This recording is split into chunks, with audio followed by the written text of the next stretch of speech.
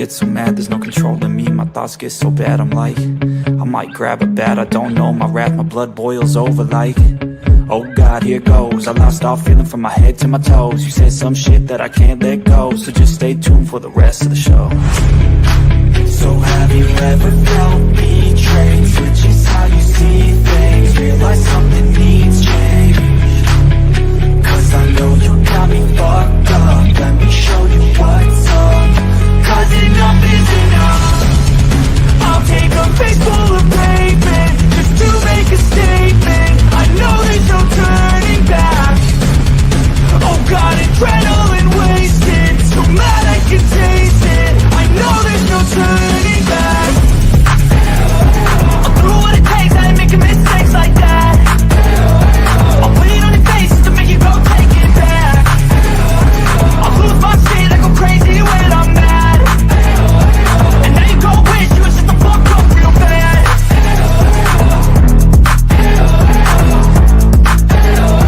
And now that I'm gone, yeah, I know there's no turning back.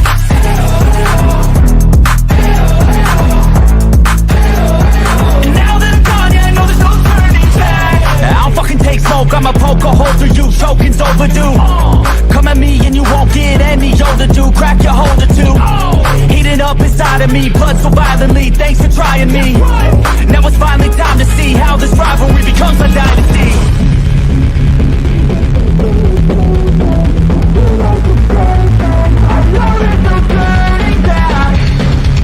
Oh God, adrenaline wasted, so mad I can taste it. I know there's no turning back. I'll do what it takes, I ain't making mistakes like that. I'll put it on your face just to make you go take it back. I'll lose my shit, I go crazy when I'm mad. And now you go wish you was just a fuck up real bad.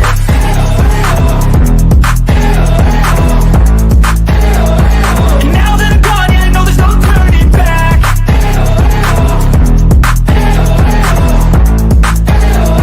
And now that I'm gone, yeah, I know there's no turning back.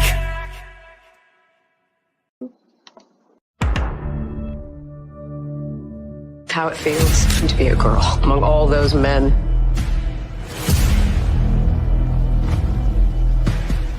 Genius and madness.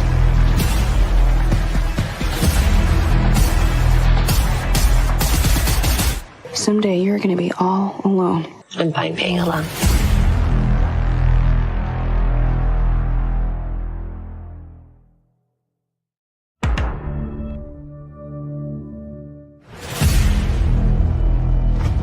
My name? On the edge of catastrophe.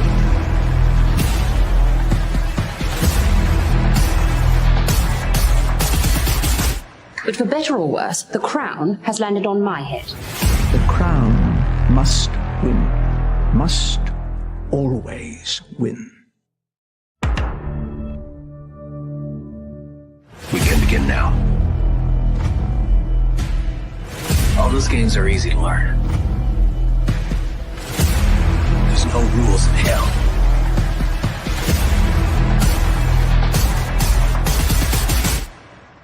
I am dying to know what this next game is.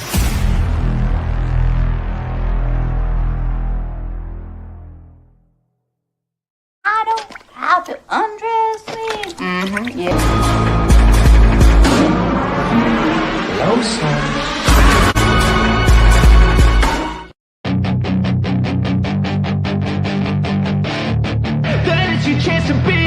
Hey kid, don't ever let them get inside your head. They'll tell you what to do in life instead of everything you know that you could get. Don't let them guide your life towards regret. I'll fight for what I love with every breath. My past is filled with things I won't forget. Happy holidays!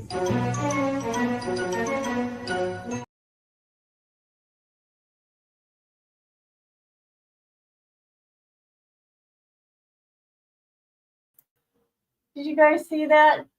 Oh my God, I'm telling you, I'm too funny. Okay, Leilani's gonna get sentenced today. Okay, so we're gonna watch this real quick. Sentencing is like in, I don't know, 25 minutes. So I want to watch what this juror had to say right here.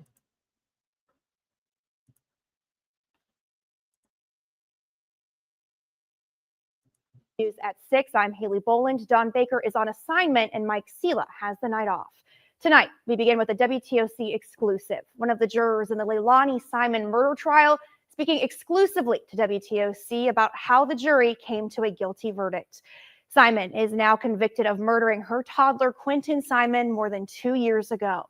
It all boiled down to a 6-hour-long jury deliberation to determine her fate. WTOC's Flynn Snyder spoke one-on-one with that foreperson. He joins us now in studio. Flynn, walk us through what the jurors said about reaching that unanimous decision. Well, Haley, that's right. Valerie Kite found herself in a crucial role during this trial that gripped our area. She was the foreperson of the jury that convicted Simon. And despite jurors being at odds early on in deliberations, she says everyone was determined to deliberate for as long as it took. We were an 8-4 split in the beginning on some of the charges. An inside look at jury deliberations from the Leilani Simon murder trial. The jury foreperson, Valerie Kite, says confusion about the 3 murder charges Simon faced was among the most difficult sticking points. We read through the judge's instructions several times. We looked at the definitions several times. And it did take several rounds of voting and discussion before we were all unanimous. Kite says it was the security data from Simon's house, GPS info from the mobile home park where Simon is convicted of dumping Quentin's body, and surveillance footage from a nearby gas station that helped sway jurors. What did yourself view as a key moment during testimony and evidence, and what did others view as a key moment? It wasn't so much on the witness testimonies as much as it was us in the deliberation room, again, pulling out the photos, pulling out the data. This verdict was not solely based on the emotional toll that the testimonies took on us, that we thought very clearly and thoughtfully about the verdict we were rendering. Kite also responding to recent comments from Leilani Simon's defense lawyer, Martin Hilliard, who said the verdict did not come back as he expected. We just didn't have reasonable doubt to say that she was not guilty. We all agreed that to place a child in a dumpster means you wish for that child to be disposed of and not found. And therefore, that is malice intent. The state was not required to prove motive, but a reasonable person couldn't help but think, why? How could a mother do this to her own child, a toddler? Do you have a better understanding in your mind about why and what led Leilani Simon to do this? Most of us in that room did not think of her as a monster. She was in a very delicate state of mind. And then adding drugs and alcohol to the mix is volatile. We believe that she acted in the only way she knew how, and then could not come to the fact that she actually killed her child. Well, Kite expects some of the jurors will be at Simon's sentencing hearing next week. She says her fellow jurors did not take their roles lightly, knowing Simon's fate was in their hands. We have the full interview on our website. That's WTOC.com. Haley. Flynn, thanks so much for that report. And like he mentioned, Simon's sentencing is set for Thursday. Here's a look at her potential fate with each charge. For malice and felony murder alone, Simon could face life in prison with or without the possibility of parole. WTOC will be in the courtroom, and we will take it on air and online once a decision is made from Judge Tammy Stokes. Okay. All right. I was confused because I thought,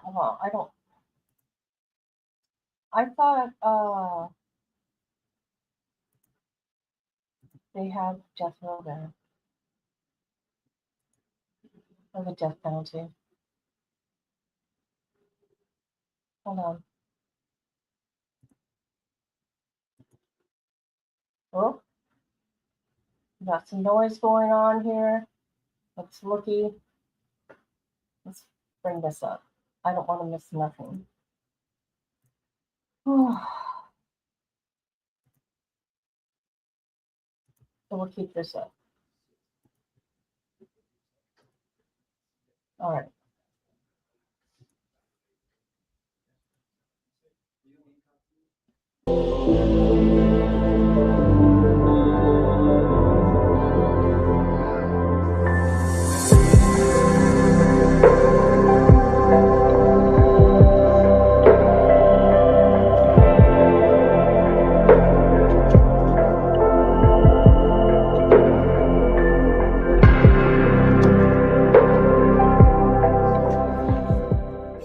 silly. What are you?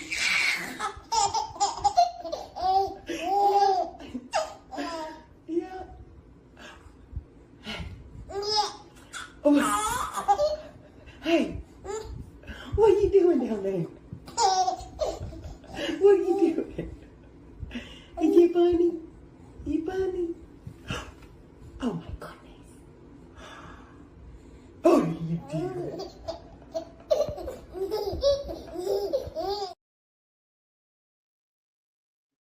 What a sweet little boy. All right, hold on.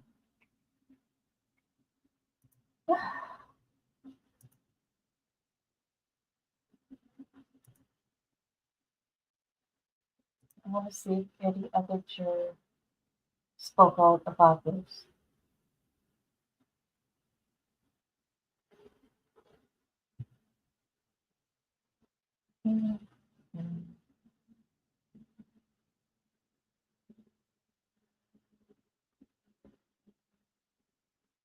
No, only one juror.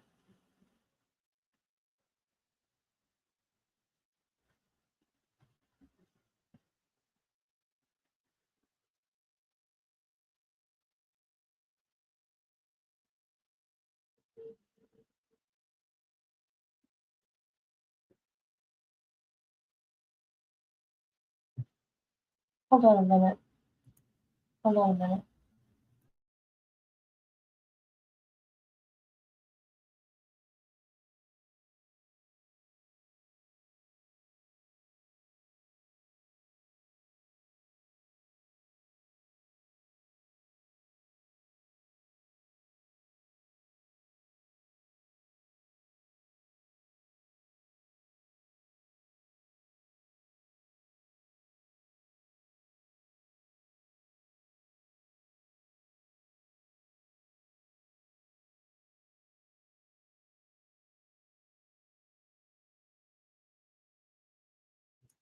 All right. Does anybody know?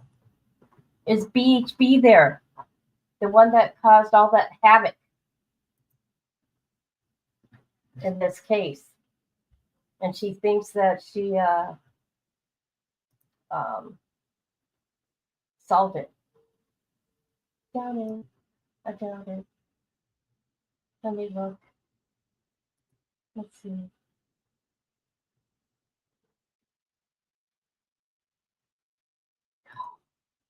I can't believe this, you guys. This is so. You know what? Let me tell you something. Yeah, I'm gonna talk about her in a minute. Want to see what's so disgusting? You have over 600,000 missing people.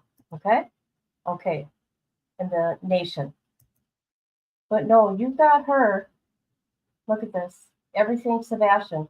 Everything Sebastian. Everything Sebastian. Everything Sebastian. Everything Sebastian. And if she does have something else in it, you best believe that she has Sebastian in it. How disgusting is this?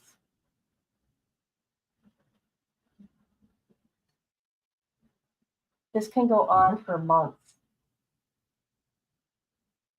She could use her mouth, okay, her big mouth at that, to get the word out of other kids or anybody, any missing person. Just saying.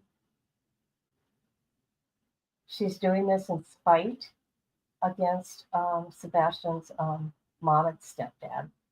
That's all she's doing it for. And the money.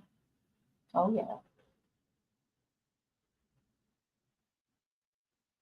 Look at this. So disgusting.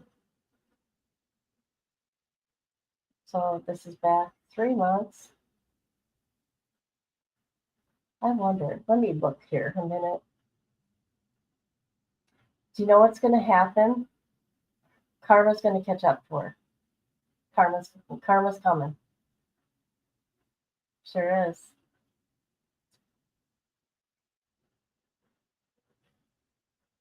Let's see here.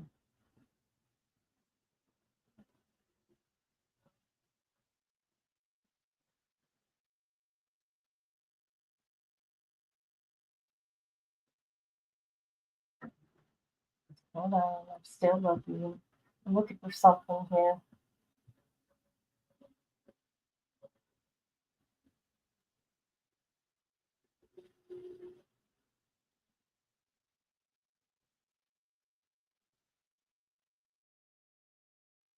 You see, even if that Sebastian comes home, okay, because you always have that hope that he is going to see all this on what she has to say about his mother. Does she think about that kind of stuff? No, because she's not a mother. So she has no idea what that's about.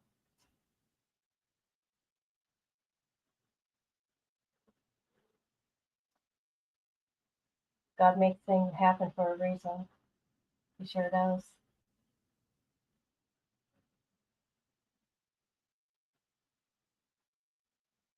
Do. Look at this. This is sick.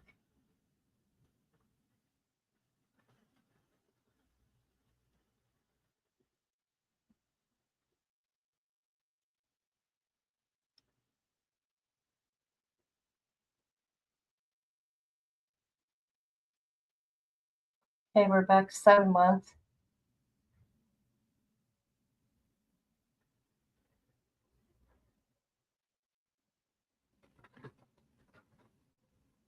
All right. All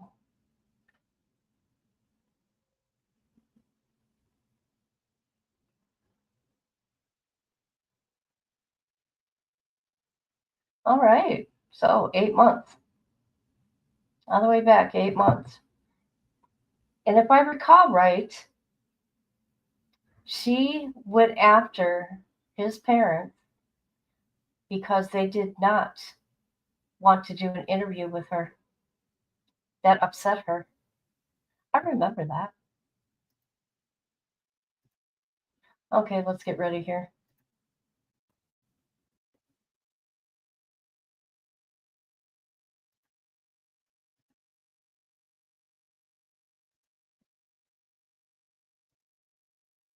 I guess Dolly's there.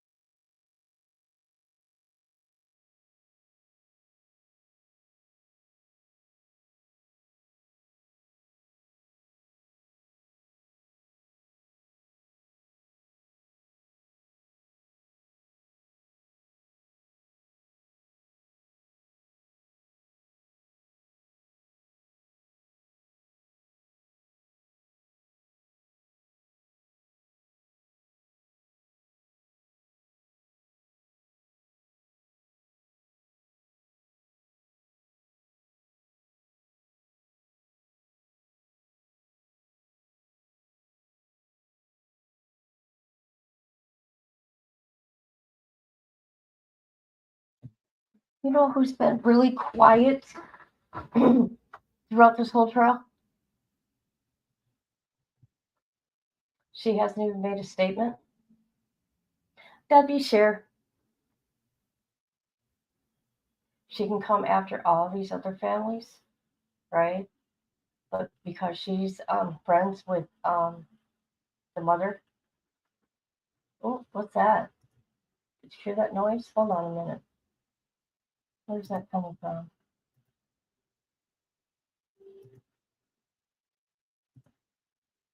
I'm just shocked that she hasn't even made a comment.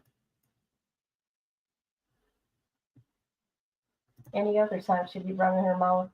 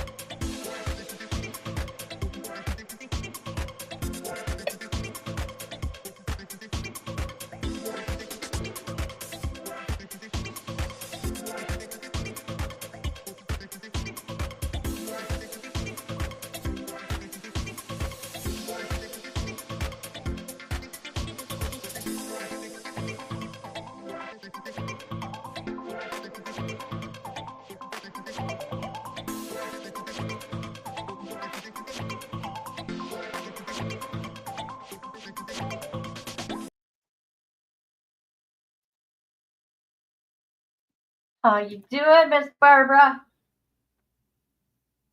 I like seeing that.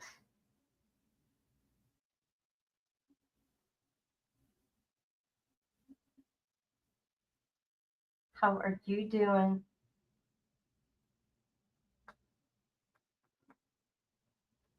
So I think Leilani's gonna get life without parole. You're gonna love it. You are going to love it. You will. Just like how you got used to Facebook.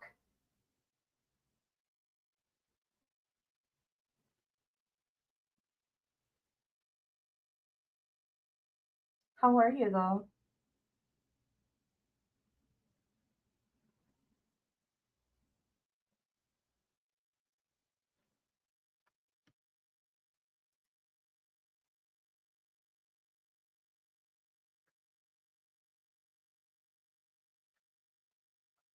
I wish they would like start already.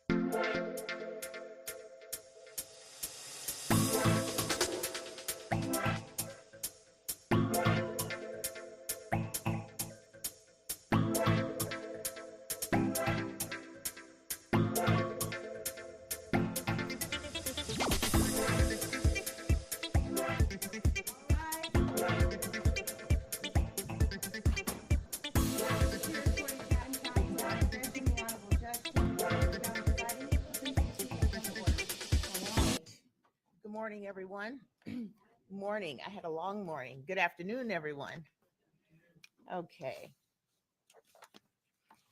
Would you please bring out Ms. Simon?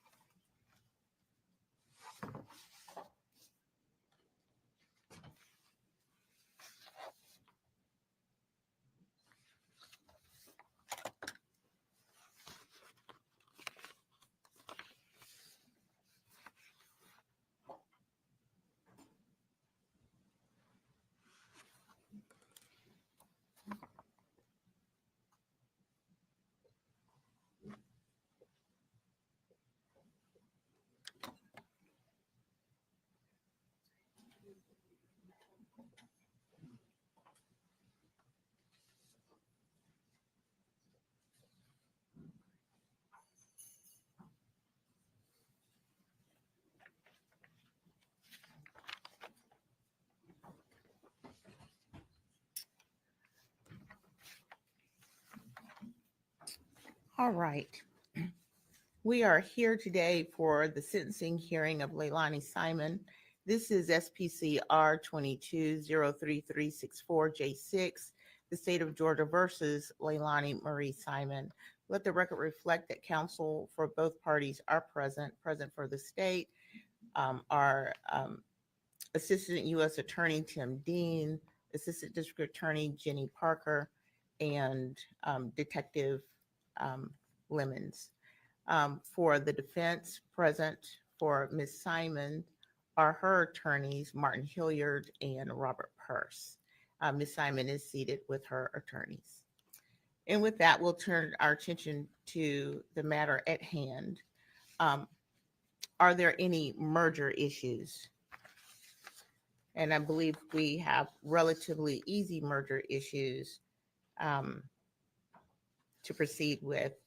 The felony murder counts would be vacated by operation of law, and the others will be handled with the pronouncement of sentence. So, Mr. Dean, turning to the state first, is there any evidence in aggravation? There are, I think, some merger issues with respect to some of the false statements. Let's go back to that. I emailed the court and the defense about this morning. My belief is that some of the false statements count should merge with others. That count 10 should merge factually with 9. That count 14 should merge factually with count 13. And that 17 should merge factually with 16. Is that okay? So I may not exactly be right, but out of an abundance of caution, I would request that the court merge those 3 counts with the ones that precede them. Okay. And once again, to make sure I have those correct, you're suggesting that count 10 merge into 9, and then what was the next? That count 14 merge factually into count 13, and that count 17 merge factually into count 16.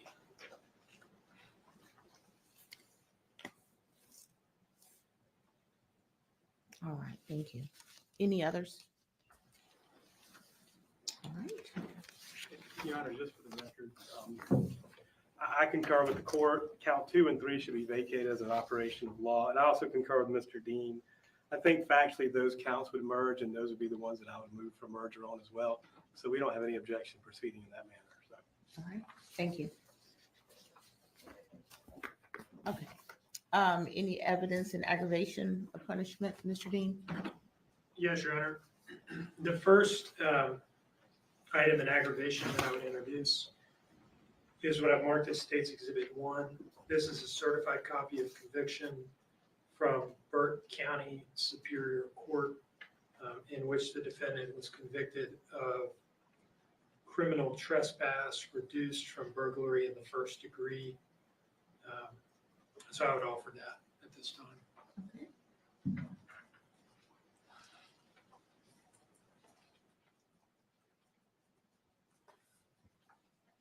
I don't think it triggers any recidivist punishment, Judge, and it's an appropriate copy. But no objection, but I don't think it does anything to trigger 1710-7. All right.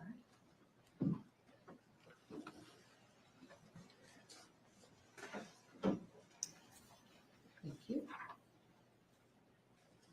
And Mr. Dean, any other evidence you wish to put forward? Your Honor, at this time I'm called to take amendments.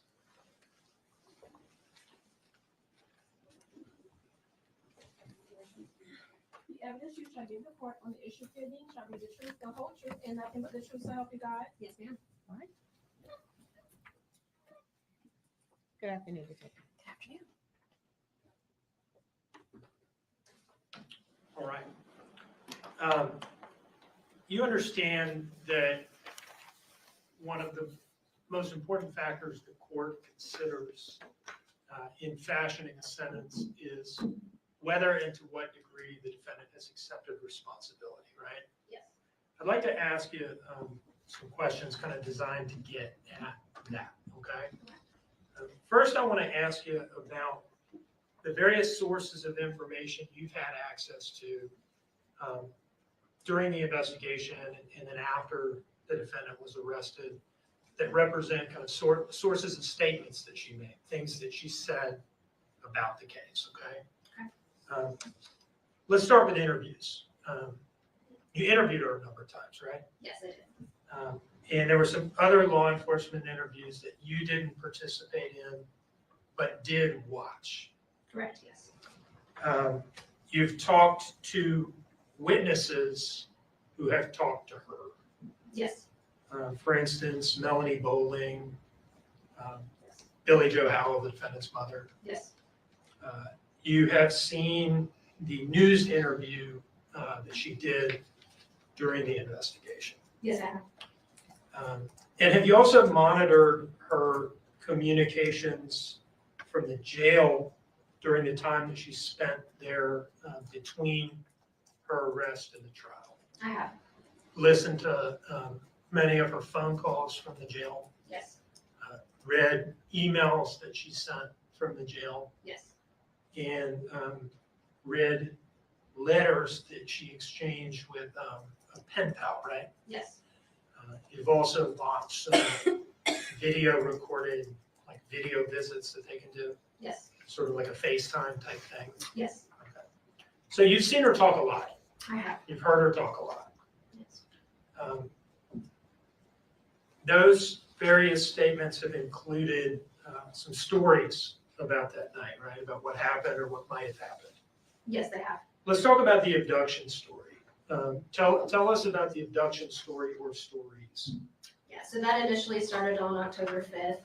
That was the initial story that she came up with was Quentin was abducted by Bubba.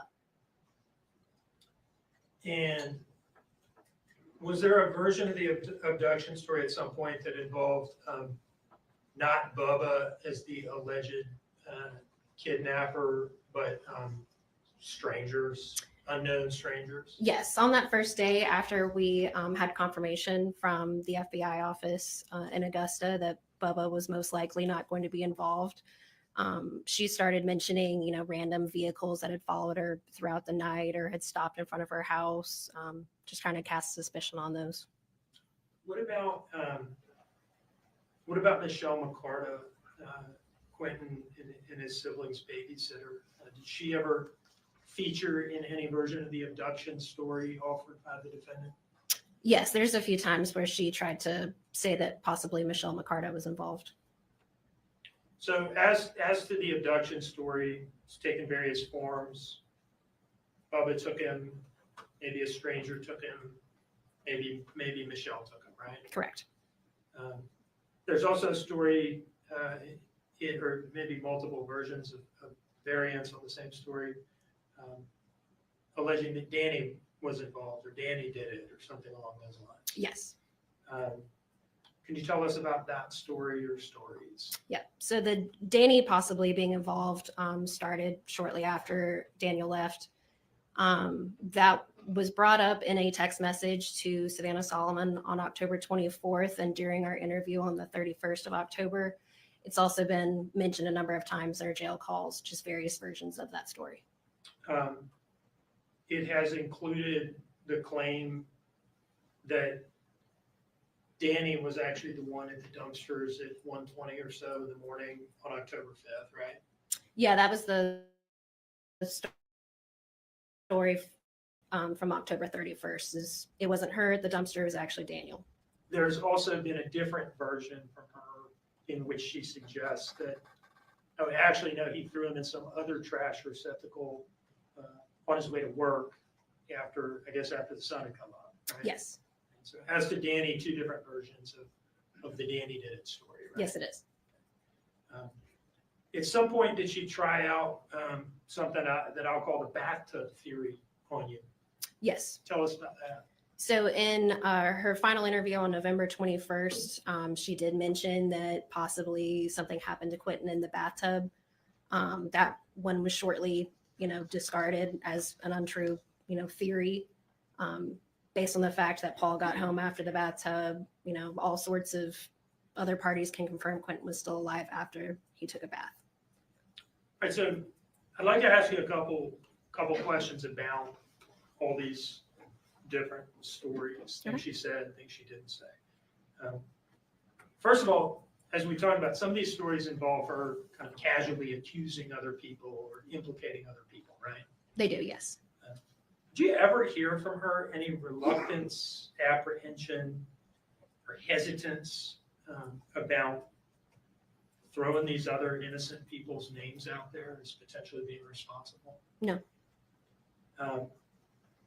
Now, remember in the news interview, and I think in the October 12th interview with Special Agent Snyder and Special Agent Solomon, she said some things about being willing to take responsibility if it came to light that she was the one who had done this, right? She said that, yes. In all of these statements of hers that you've listened to, the interviews, things witnesses have told you she said, jail communications and so forth, at any point, has she ever actually accepted responsibility for what she's now been convicted of? No, she hasn't. Now, she sometime relatively recently wrote a letter to a local news station, right? Yes, she did. Do you see in front of you a document marked as States Exhibit 2? Yes, I do. Is that a copy of that letter? It is. Where did that letter come from? It is from the WTOC website, and it's signed by Leilani Simon at the bottom. And WTOC website is they're a respected news organization, and they're posting it saying, this is a letter she sent to us. Yes. Right? Your Honor, I would offer this into evidence as States Exhibit 2. Any objection? No objection, Judge. States Exhibit 2 is admitted. What's the date of this letter? September 2nd, 2024. So a little more than a month before trial, maybe 5 weeks before trial. Yes. Now that this has been admitted into evidence, could you just read it for us? Sure. WTOC, there is no factual evidence against me, none. As in no concrete, without a doubt evidence. All the state has is speculation based on circumstantial evidence, Nothing, however, based in fact with undeniable proof/evidence. This is what the state doesn't have. No DNA evidence, no forensic evidence, no eyewitnesses, no murder weapon, no camera/video evidence, no time of death to prove I was at home during tragedy, no cause of death, no proof of any previous abuse to Quentin or other children. I understand if you're skeptical of what I just wrote, but I assure it's the truth, it's fact.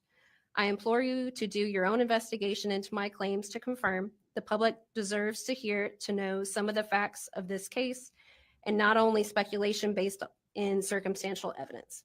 I firmly believe that if the investigators weren't mainly focused on me from day one of the investigation, that they may have found the evidence they lack and therefore the actual murderer.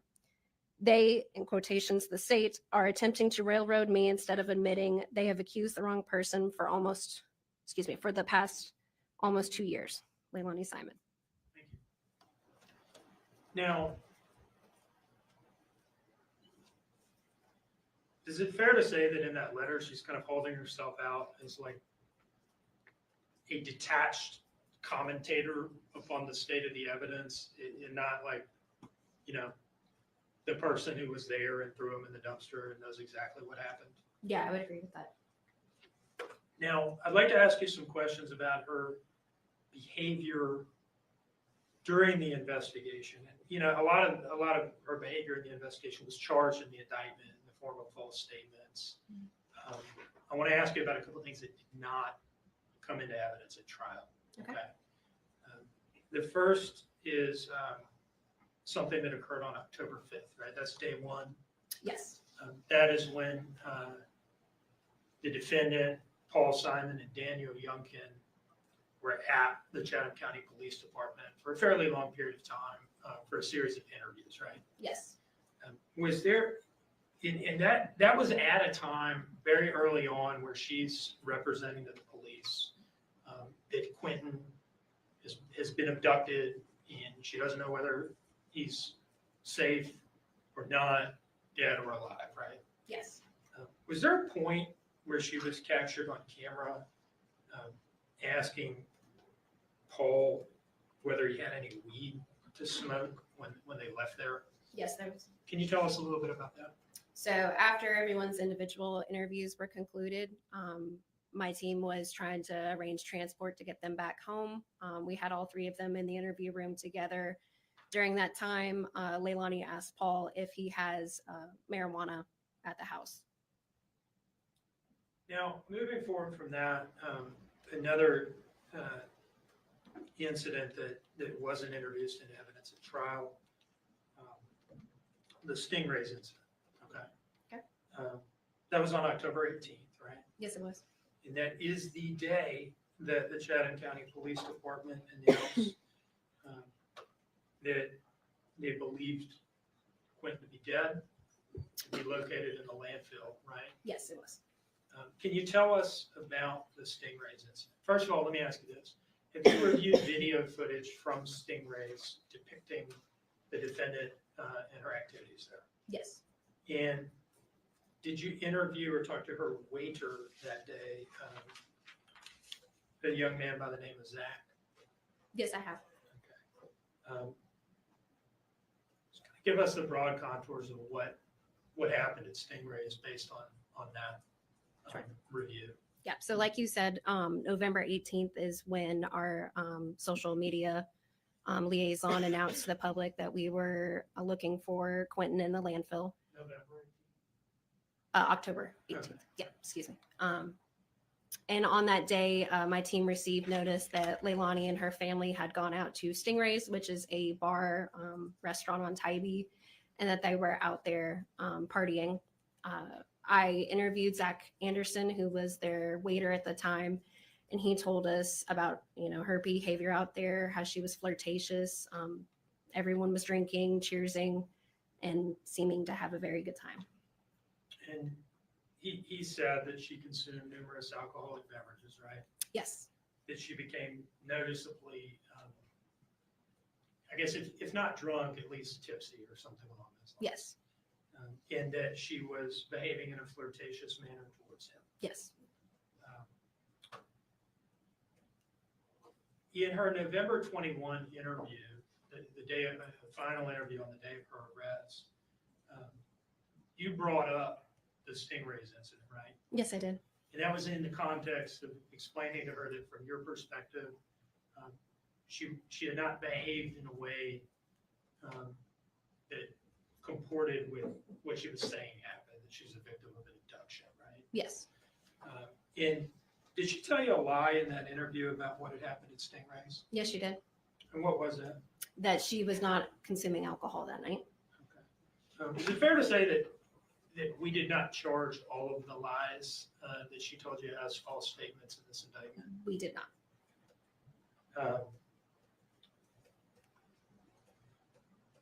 I'd like to ask you about one more aspect of the defendant's behavior during the investigation, okay?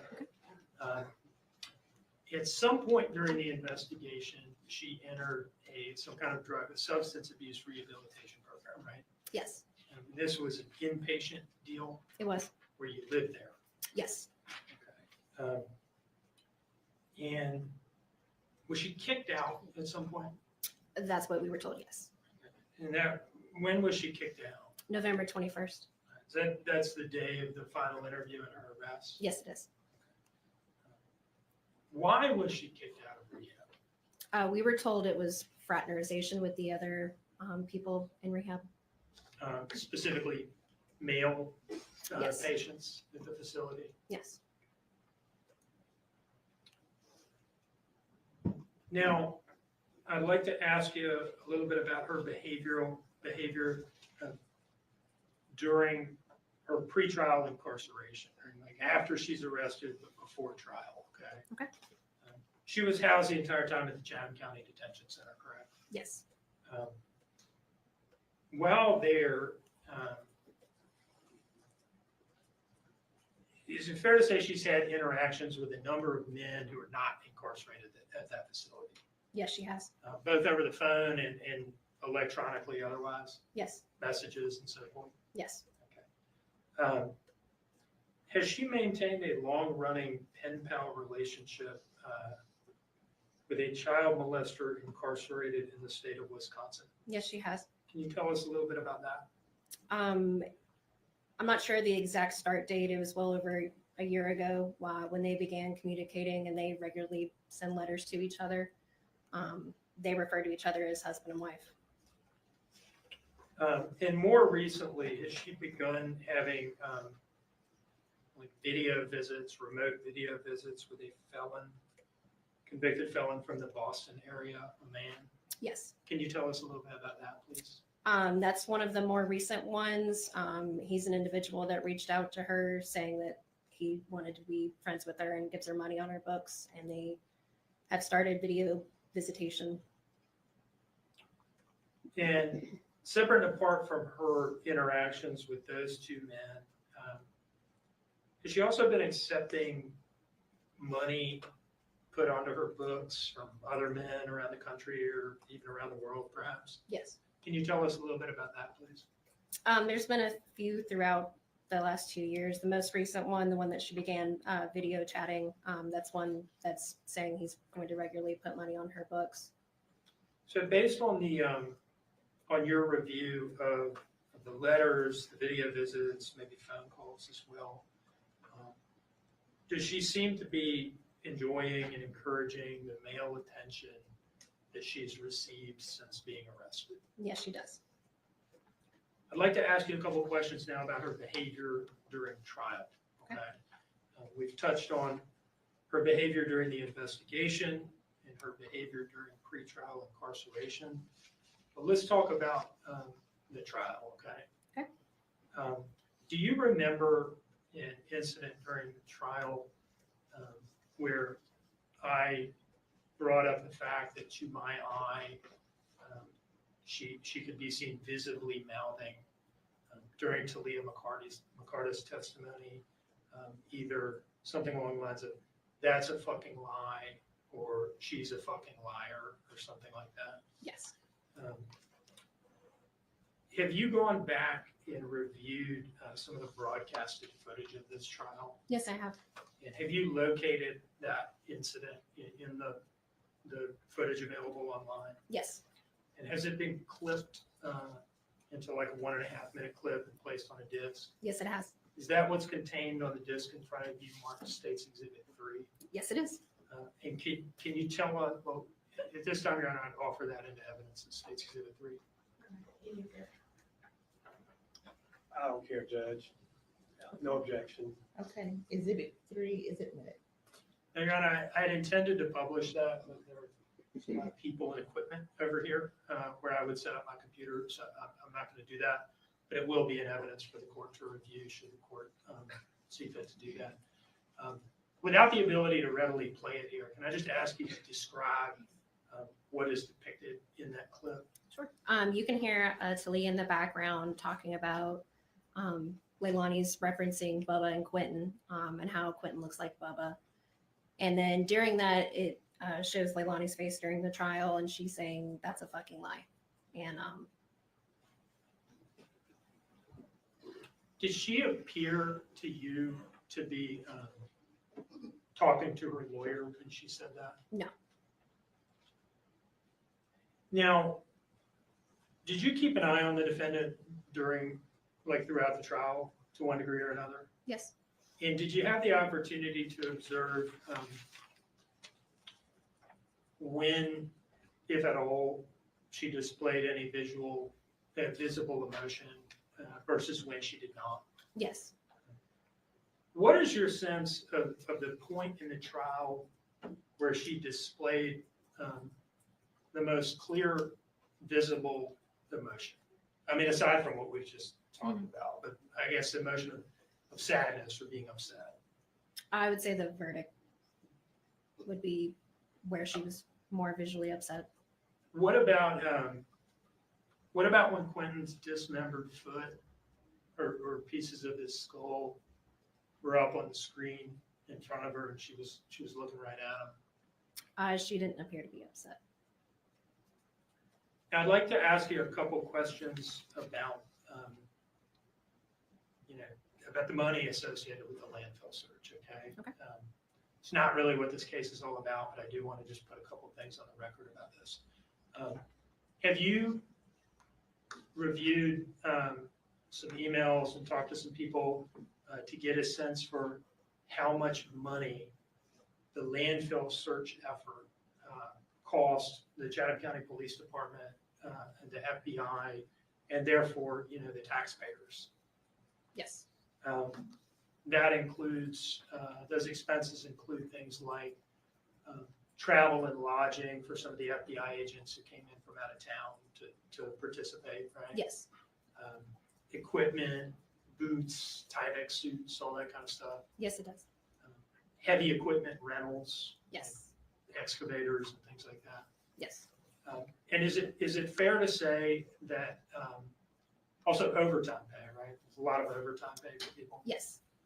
Is it fair to say that the cost of the landfill search appears to far exceed, I'll say, $500,000?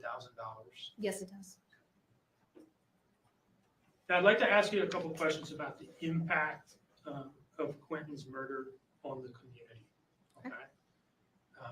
As the lead detective for the Chatham County Police Department, have you had the opportunity to get a sense for the community impact of this case? I would say so, yes. And can you tell us a little bit about that? I know my office, as well as the district attorney's office, has received phone calls from people thanking them and us for, finding justice and finding his body. I've had several people reach out to me to say how much it means that we were able to find him, really more than anything. People in the community took an interest in this case, right? Yes, they did. And a lot of people seem to have come to care about Quentin that never even met him. Is that fair to say? Yes, it is. I'd like to ask you a little bit about the effect, the impact on some of the police officers involved in this case, okay? Okay. And we don't need to go into this in great detail, but is it accurate to say that a number of police officers sought out counseling services after either having been involved in the initial response to the house or having been involved in the landfill search, or both? Yes, that's accurate. And do you know some of those people? Yes, I do. One of the people in the community who was affected by this this case was Donner Johnson, right? Yes. And can you remind us who Donner is and what his role in the investigation and in the trial was? Yeah, he was our point of contact for the landfill off of Little Neck. He was there with us every step of the way until we found Quentin. Has this whole thing had an effect on Donner? Him and his coworkers, yes. Can you tell us about that? Donner and I have had several conversations about what it's like for them to still work out there, knowing that part of Quentin's remains are still in the landfill. He and his team have had a tough time still working there. Now, have they, has he or have they done anything to memorialize Quentin's memory out at the landfill? Yes, they have. Can you tell us about what that is? In one of the areas that we had set up for the landfill search, Donner and everyone at Waste Management set up a large memorial for Quentin. It has a headstone, flowers, and a photograph of him. And who paid for that? The landfill. Do you see in front of you, I think it's 3 images that are marked as State's Exhibit 4? Yes. Are those pictures showing the memorial that you just talked about? Yes, it does.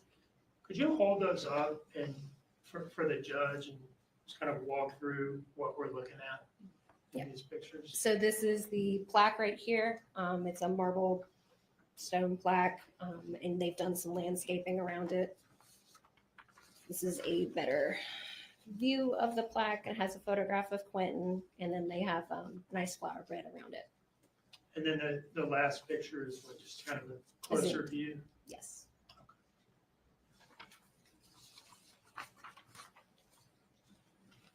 One moment, please.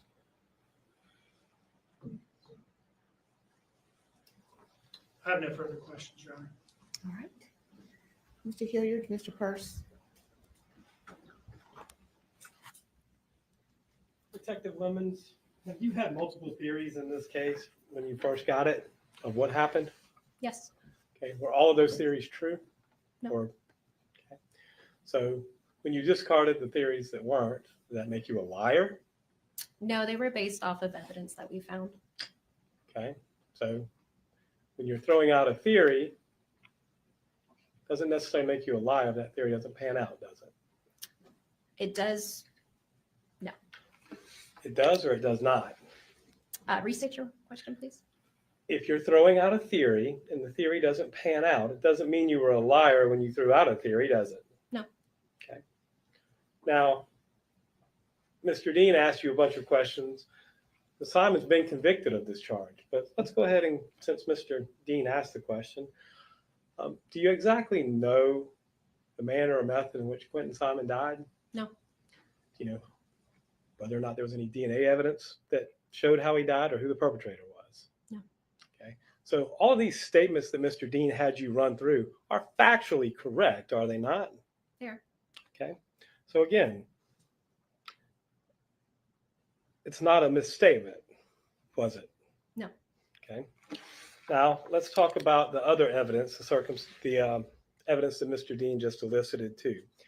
I understand we're here, the verdict's been rendered, but does asking to smoke weed tell you how Quentin Simon died? No. Okay. Does getting drunk at Stingrays tell you how Quentin Simon died? No. Okay. Does having an electronic relationship with a child molester from Wisconsin tell you how Quentin Simon died? No. Okay. Does fraternizing with someone in drug treatment tell you how Quentin Simon died? No. Okay.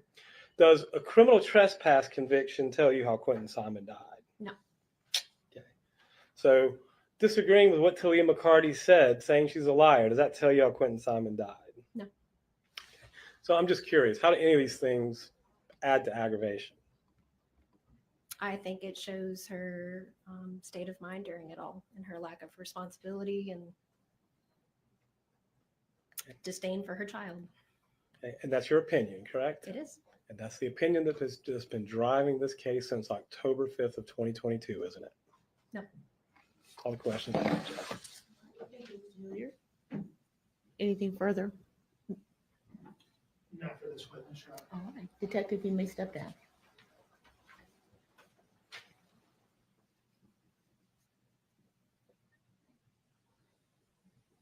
Mr. Dean, you may call your next witness. Your Honor, I understand that Talia McCarter would like to address the court, so we would call her now.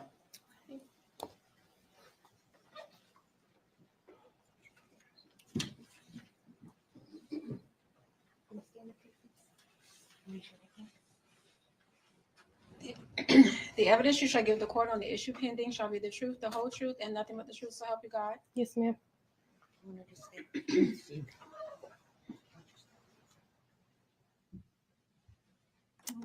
Good afternoon. How are you? I'm good. How are you?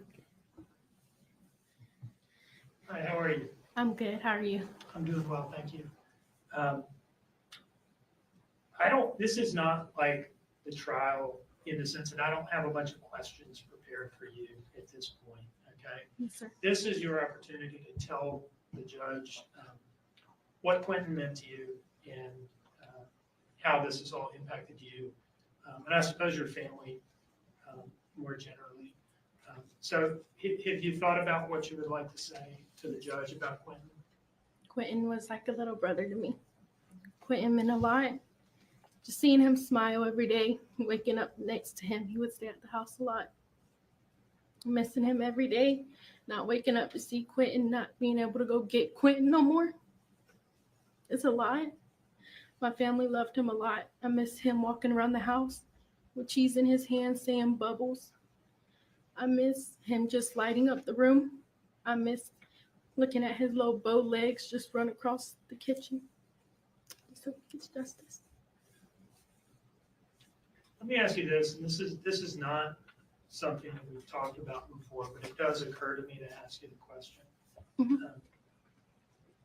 If Leilani had just come to you and your family and said, look, I can't handle all three of these children, will you take this one? What do you think your mom would have said to that? My mom would have took Quentin in a heartbeat. There would have been no hesitation. Quentin, it was like he was blood to us. It was a connection with Quentin. It was a connection with all the kids. But Quentin, my mom would have never said no or nothing. She would have just took him in a heartbeat if she could have. One moment, please. Okay. Is there anything else you'd like to say? No, sir. Thank you very much. You may step down. Well, just a moment. Ms. I Talia? don't have any questions. Okay. And Mr. Dean, you may call your next witness.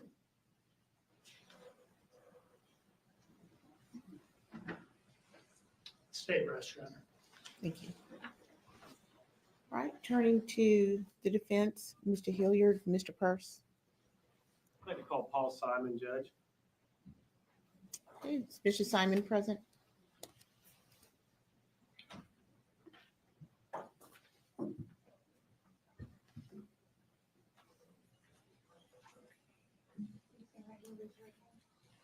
The evidence you shall give the court on the issue pending shall be the truth, the whole truth, and nothing but the truth, so help you God. So help me God. Have a seat, please. All right, good afternoon, Mr. Simon. How are you doing today? Mr. Simon, you understand why we're here, correct?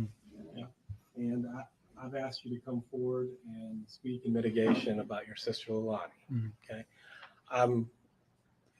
We're not here to argue with the verdict. The verdict's been rendered, but we are here to try and basically tell the court about Leilani. And so you've asked to speak. And is there anything you'd like to tell the court before the court imposes sentence, Paul?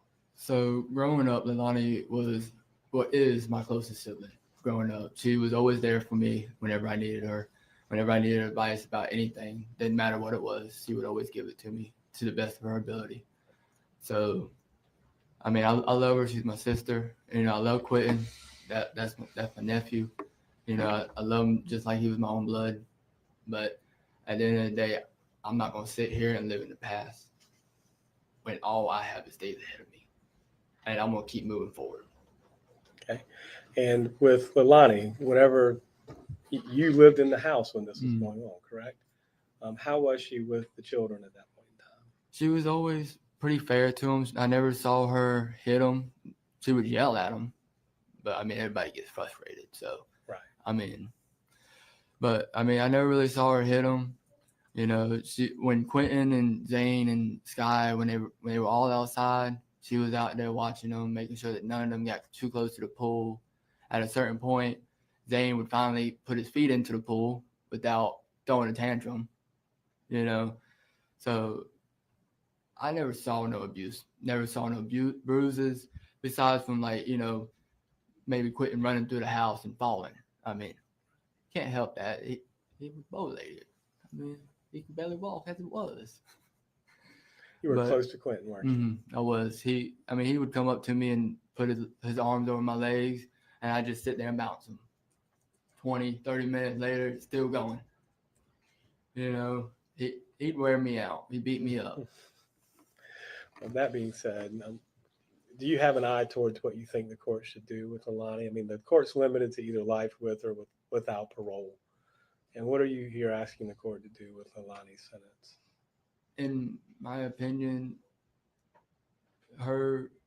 she needs to spend time in prison, but at the same time, she's still extremely young.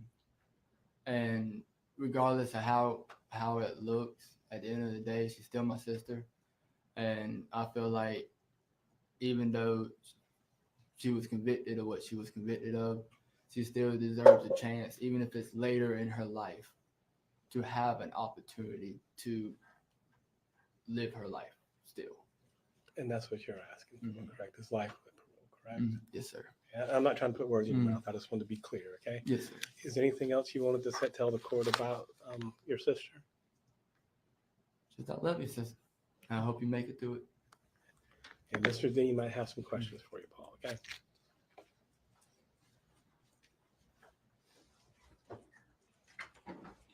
No questions, Your Honor. All right, thank you. Mr. Simon, you may step down.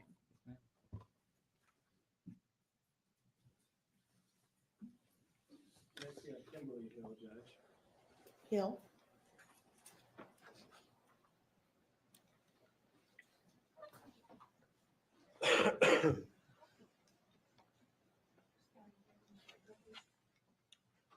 The evidence you shall give the court on the issue pending shall be the truth, the whole truth, and nothing but the truth, so help you God. Yes, ma'am.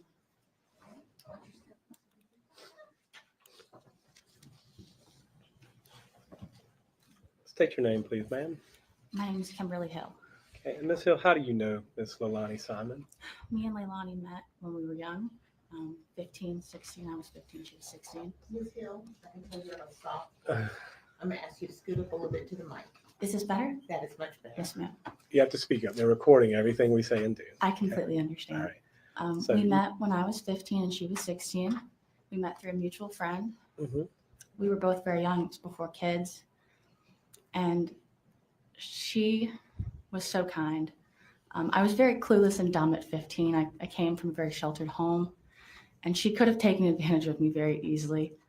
But she didn't. Instead, she showed me everything. I mean, she showed me all around Savannah. She showed me how to act and how to talk in a setting that it was very awkward as a kid. She really helped me through all of that. And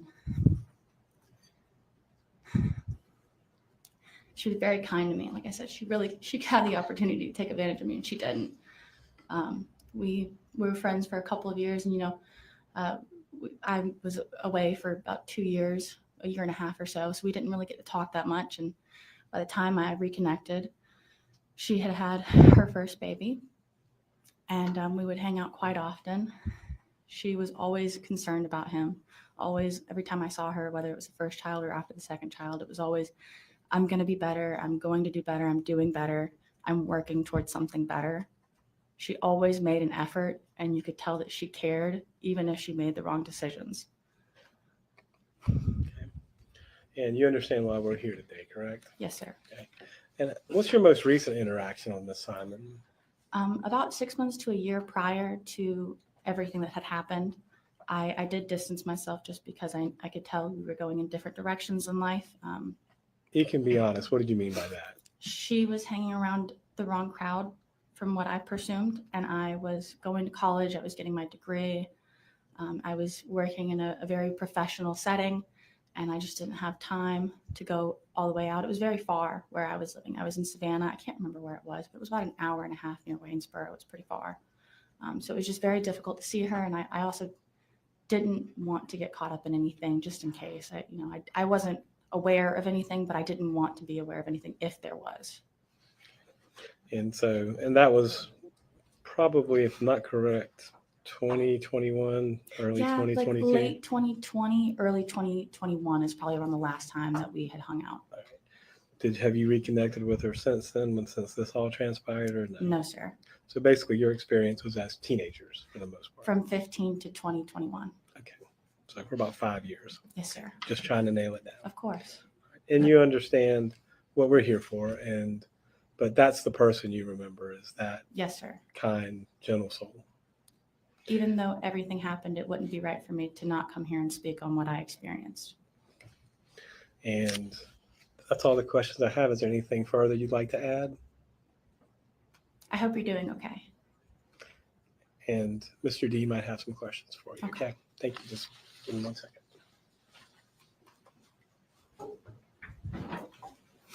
No questions, Ron. All right, Ms. Hill, you may step down.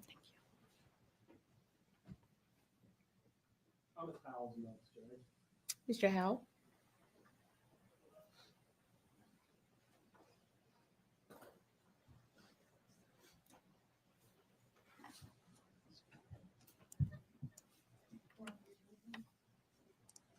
The evidence you shall give the court on the issue pending shall be the truth, the whole truth, and nothing but the truth, so help you God? Yes.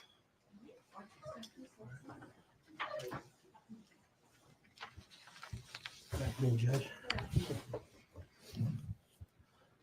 State your name, please, sir. Thomas Howell.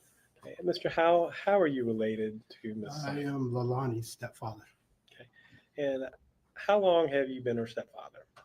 Well, about going on 12 years. So not like 2 years ago. No, or 3 sir. years ago. So it's been a while. Yes, sir. All right. So you helped raise her, right? Yes. Okay. And you're married to Billy Joe, just Yes, to be sir. clear, correct? Yes, sir. Okay. And Danny and Leilani and Quentin and Zane and Sky were all living with y'all in October of 2022, correct? Yes, sir. And at that point in time, either you and Billy Joe were working or you were at home, right? Yes, sir. And just to be clear, how long would y'all be gone when you're out working? Well, at that time, I was working in Anderson, South Carolina. And so some weekends I'd have to work weekends. So I just stayed there the whole week. The other weekends, when I did only work, we work usually our standard hours is 4 10s. So I'd come home on the weekends and then go back Monday morning. So it was normally like 4 on, 3 off. Yes, sir. Okay. And that's what I was trying to get to. So you'd be gone for 4 days and back for 3 days. Yes, sir. Monday through Thursday. I'd come back Thursday night. Right. So, and you understand we're here for sentencing today, correct? Yes, sir. And you also understand the sentencing is limited. I mean, it's either going to be life with parole or life without parole, correct? Yes, sir. And I'm asking you to tell the court what you'd like to tell the court about Leilani in fashioning that sentence. Well, Leilani was very smart. In school, she could pretty much take a test and not study for it and pass it. I mean, that's how smart she was. And like I say, when you're not on drugs, you're a totally different person. And Leilani just got into drugs, and it just, I guess maybe you could say, made it somebody different. And pretty much all I'm asking is that she have a chance one day to come out in the world and I understand, but nobody knows what happened to that youngin'. Nothing's been proven what happened to him. And I just would ask for one day she'd be able to walk amongst us. I mean, I probably won't be here. I mean, I'm up in age, but that she'd at least be given one more chance in life instead of just putting her away and throwing away the key. Anything further you want to add, Mr. Howell? No, sir. Mr. Dean, I have some questions for you. All right. Okay. Sir, I have no questions for you. All right. You may sit down, Mr. Howell. Thank you. Next is Jackie Madden, Judge. Jackie Madden.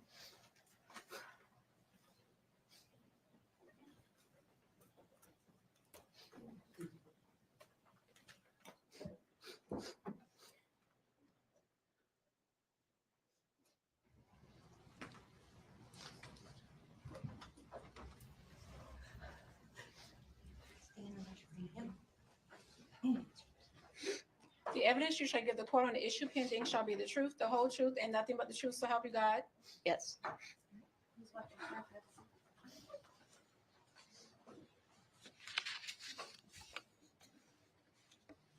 And Ms. Madden, once you have a seat, would you spell your name for the court reporter, please?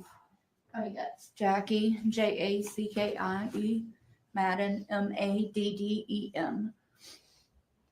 All right. Mr. Hill. Thank you, Ms. Madden. How do you know Ms. Simon, Ms. Madden? Biologically, I'm her aunt, but I raised her about half of her life. I love her like she's my own daughter. And what years did you raise her? From 2002, gosh, till she was about 9, and then she went to live with her mom, and then again when she was 11. Until about when? That was a little better than a year, and then she went back to stay with her mom. And during that time frame, tell me what you remember about her. Oh gosh.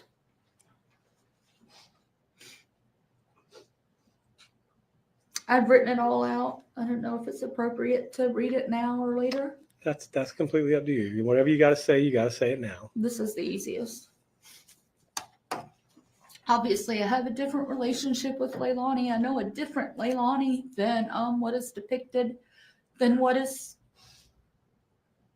splattered all over everywhere. My husband and I raised Leilani for about half of her life.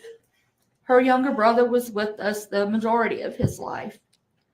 We are blessed to have her in our lives. Because she was in our lives full time, we were able to see a Leilani that has not been depicted over the last 2 years.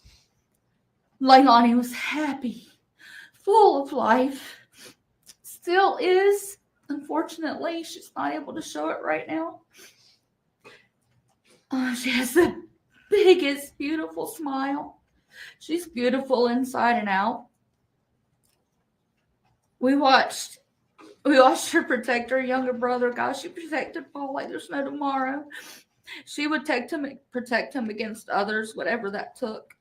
She helped him with school. She was happy to help interpret him when needed. He had speech difficulties. And sometimes was difficult to understand, but being just a little better than a year apart, she could sometimes understand, and she had better language skills than he did.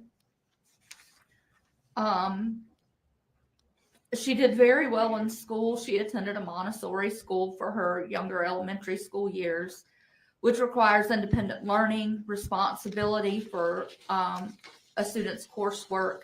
It requires the ability to make decisions about how one completes their weekly assigned work to that of her classmates.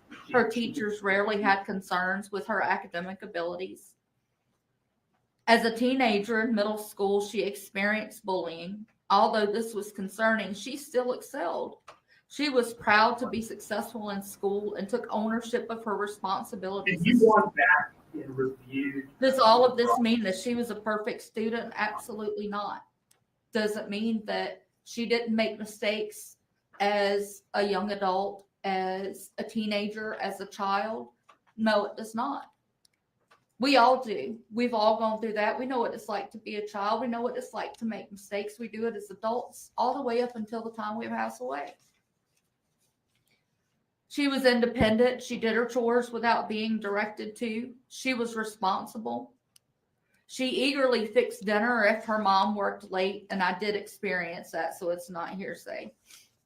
She could follow directions, both written and oral, if needed to prepare a meal. She was a good cook, and she loved it. I've watched her and my sister come together and have the best time doing so. They'd laugh, be silly, and have fun. The end product was a great meal. It was never a chore or work for her. She was always eager and sometimes sheepish or reserved to learn new things. She loved to help others. My mom, her grandmother, always needed help around the house. She would go help her often several days a week. There was a 40 to 45-minute drive one way, but that didn't matter to her. Sometimes my mom gave her gas money, but not always. Leilani would go regardless. She loves her Mima. The grandsons, however, they're just too busy. They had their own lives. They rarely went over there. So this helped increase my mother's and Leilani's bond, as Leilani had the most time with my parents.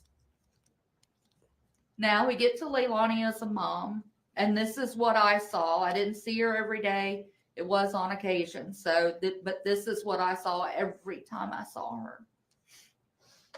Leilani loved and displayed love for all three of her children equally. I never saw her treat any of them differently. I never saw her discipline them by means other than verbal redirection. They, the children, were never hit, grabbed, shoved, hollered at, talked down to or about, called names. They were never disciplined by any derogatory means. The children were clean within reason. They're boys. Boys are dirty. They do it quickly. Boys climb. They fall down, and sometimes they fall up. They play hard and sometimes rough. All these things make for dirty boys who often have boo-boos, owies, and bruises. I've raised 3 of them, so I'm very well versed in that. They weren't filthy in a manner upon which they appeared uncared for or abused. The boys were healthy in appearance. I never saw them malnourished or starving. Quentin, though, with his beautiful soul, beautiful smile, and lovable legs, loved food. He always tried anything new without hesitation and liked most of it. He was a happy child, and he loved to eat, and it was never because he was unfed. That boy just loved to eat. I speak a lot of the boys because I had the most time with them. We only had 5 months with their sister due to this tragedy. The little I saw of her with her mom, she was completely in love with her. She was so proud to be her mom. She was proud of and loved all 3 of her children equally. She never treated any of them differently, even when they had extra challenges. The oldest definitely had extra challenges and could be a little difficult to take care of sometimes. Of course, she had experience with that too, because so does Paul. He was diagnosed with autism when he was a young child. So we had lots of challenges there. There's a lot of conversation in and out of the courts displaying Leilani as a monster who mistreated and neglected her children, especially Quentin. I never saw neglect, but she would pass off some of their care on to others from time to time. The children never resisted going to or with their mom. They loved her and loved being with her. Regardless of what the media and testimony says, I have seen the children go into hysterics upon drop-off at the babysitter's house. This happened the day after Sky was born. We were instructed to take the kids over there. When we did, immediately I pulled up in the driveway and both children went to crying. No, no, no, they said. No, and cried the entire time as I dropped them off. It broke my heart. Literally broke my heart that I had to leave them there knowing that this was not the place they wanted to be. And we don't have a long-term relationship with these children. They see them every day. We don't. We see them 3-4 times a year, and that's it. But they didn't want to stay there. They wanted to go back home with us. The last time I saw Quentin,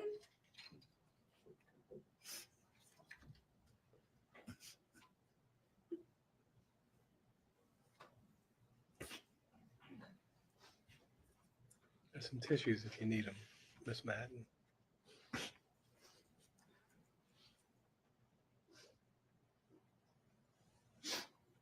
the last time was as Miss Carter's daughter. I don't remember which one it was when I dropped him off. She was taking Quentin into the house. He was the last one to go in, and he was just looking at me crying with his hands out, wanting not to go, to come back with us. That is the biggest heartbreak I will live with the rest of my life.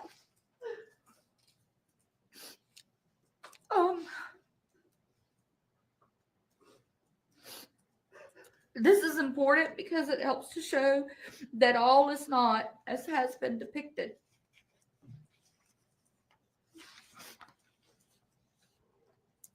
All of this may seem that I'm biased or expressing or portraying Leilani as a completely different person than she is perceived to be.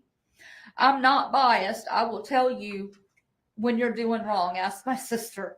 We have fought battle after battle after battle over the years over Leilani and Paul.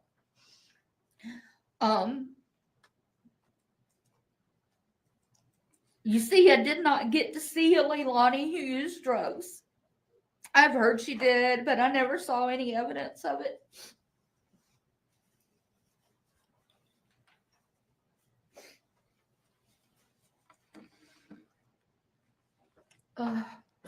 My experiences of time with Leilani only showed the Leilani I knew from the time she was a baby, as a toddler, as a child, as a preteen, as a teen, as my daughter, and as a mom. None of which was abnormal. It was all the normal things you would have growing up in life.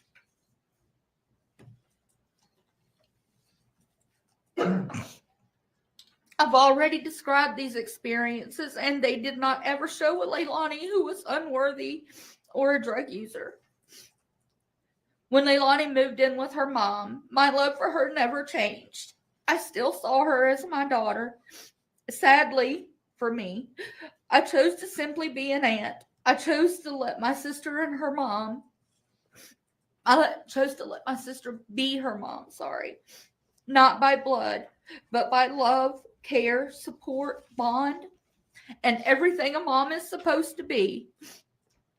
I knew I had to do this, otherwise Leilani would not get to truly form that bond that she and my sister needed, wanted, and were blessed to form. This was the kind of bond, a beautiful bond, that I saw with Leilani and her own children.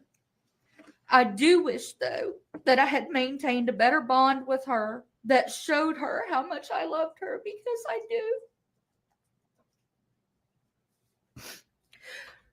Fast forward to October 5th, 2022. This date and the events and news to follow completely cripples my heart. I searched and searched for a way to describe my feelings about the loss of our precious, loving, beautiful Quentin. After a while, I finally figured it out. I was crippled, completely crippled. Crippled with fear of what was to come, anxiety, uncertainty, lack of understanding and comprehension of how such a thing could happen in our family. After all, as they say, this is what you see in the movies. Hurt, sorrow, dismay, anger. I was and am angry at the fact that drugs caused the tragedy to happen in our family. Drugs took Quentin and Leilani from us. Quentin will forever be in my heart, my thoughts, and loved by me, but his life, his body, his love will never be seen or fulfilled due to the influence of drugs. As for Leilani, her life will never be the same. Angry that even though Leilani and Danny were both present in the room with Quentin and the other two children, only Leilani was charged and convicted with the murder of our precious little Quentin. Angry that there's no evidence provided by the prosecution or otherwise presented during the trial that 100% proves that she was the one who murdered and disposed of Quentin's body.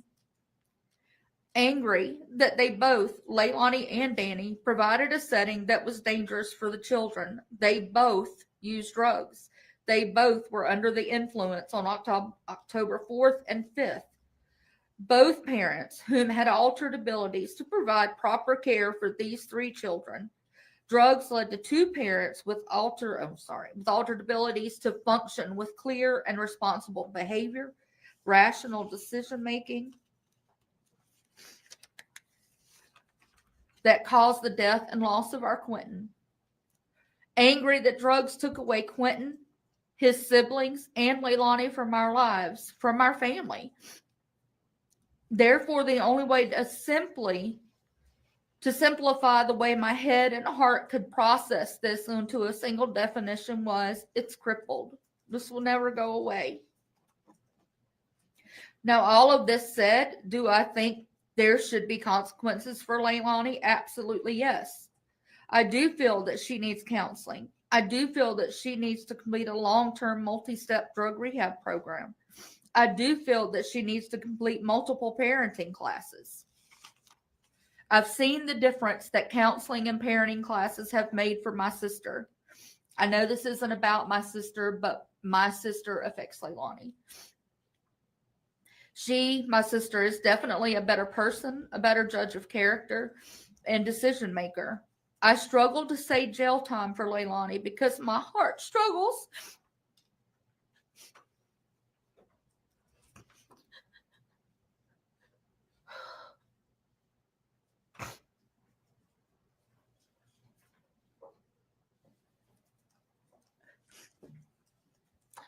My heart struggles to accept this as reality for my child, my daughter, my niece, my nephew. My love is never ending for her and her children, including Quentin. The loss of a child is the worst hurt anyone can ever feel. My own daughter, born August 2nd, 1989, at 3 months premature, weighing 1 pound 14 ounces, died on December 25th, 1989. She was born with chronic lung disease, which gave us limited time with her. I've never in my life felt such a loss, such hurt.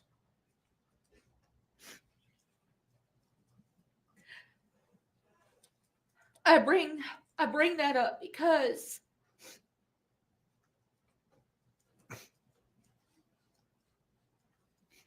my heart hurts for Leilani as she will surpass the feelings I endured as a result in the manner which she lost her son. This will be a permanent imprisonment for her. It'll never go away. It'll eat at her the rest of her life. Whether she is responsible for this or Danny is responsible for this, it doesn't matter. She has lost her son. She has lost her 3 children.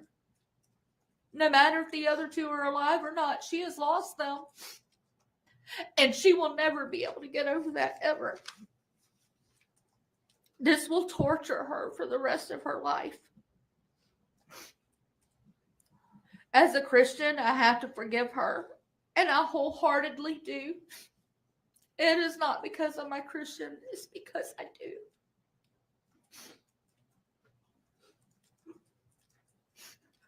Does that mean I can forget? Absolutely not.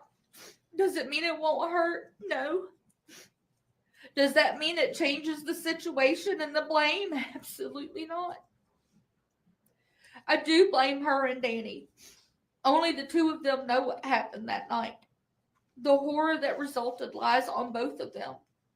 One is just as guilty as the other, and both should suffer the consequences. The Leilani that I described in here, the Leilani that I know, is not the Leilani that would take the life of her son, that would do this horrible thing.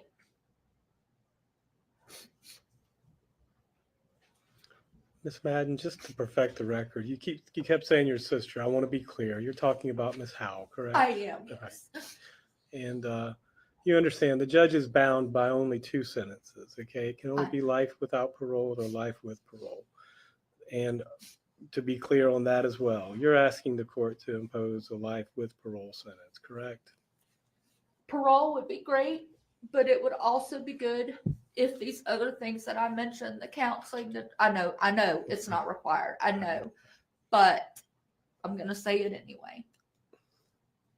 It would be great if these things could happen, because that will help her. It will help to make her a better person. It will help to take this out of her life. I know prison is coming. That doesn't mean that there's not access to these things. And without these things, it's the likelihood of it changing is limited. That's all the questions I have. Ms. Madden, Mr. Dean might have some questions for you, okay?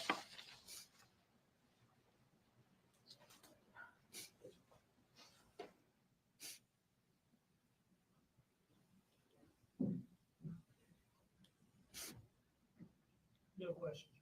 Thank you. You may sit down, Ms. Madden. Next, we have Billy Joe Howell, Your Honor. All right, Ms. Howell.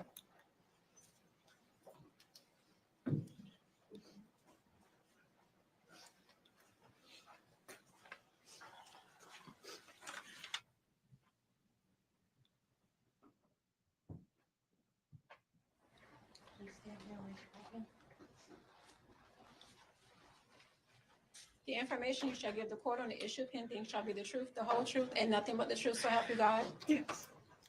If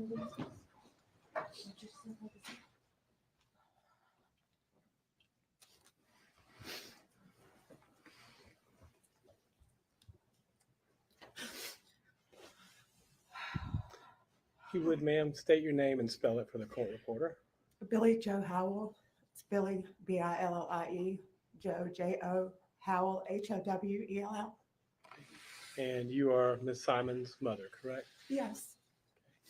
And you understand what we're here for today, correct? Yes, sir, I do. And I've asked you to come forward and, if you wanted to make a statement on Leilani's behalf. Did I not? Yes, sir. Okay. And you understand the court is the only sentence in the state of Georgia on a murder conviction is either life with or life without parole. You understand that, correct? Yes, sir. Okay. But you still having a chance to address the court and say what's on your mind. Would you like to do that? Yes, sir. Okay. And you can either speak naturally, or I can ask you questions, or you can read from a prepared statement if you'd like to, Ms. Howell. Which do you prefer? Not trying to put you on the spot, but you were unsure before. I am still unsure. Okay. I know drugs has taken and had a huge impact on our entire lives. Even as Leilani's childhood, I failed her as a mom. I allowed addiction to take over my life at a young age. And you and your brother were just babies. And you lived with my sister. And I made sure you were okay. And through those times, it was still really hard on you because you wanted your mom. Just like I know they're going to want their mom.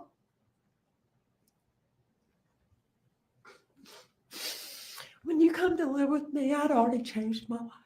And I'd been working really hard. But I had changed my addiction from drugs to work. And I still neglected your needs, your emotional needs. I still wasn't there for you to be your mom.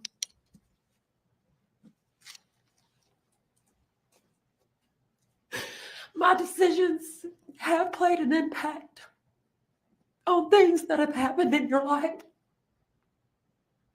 And there's absolutely nothing I can do to take it away. But I'm working every day, Leilani, every day between counseling and parenting classes and taking other classes because I want to be better. Because I have to believe that it's still not too late and that we still have a chance, regardless of what it looks like. Quentin and the other children changed my life even more.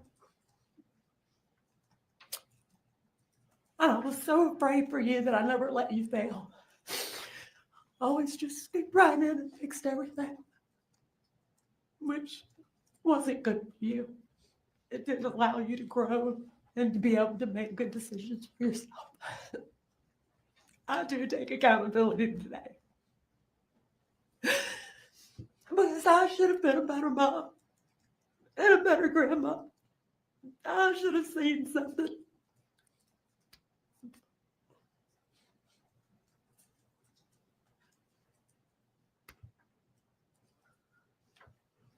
You deserved better. And so do your children. All three of them. We might not be able to bring Quentin back, but he needs to come home. And we're all going to hold him one last time.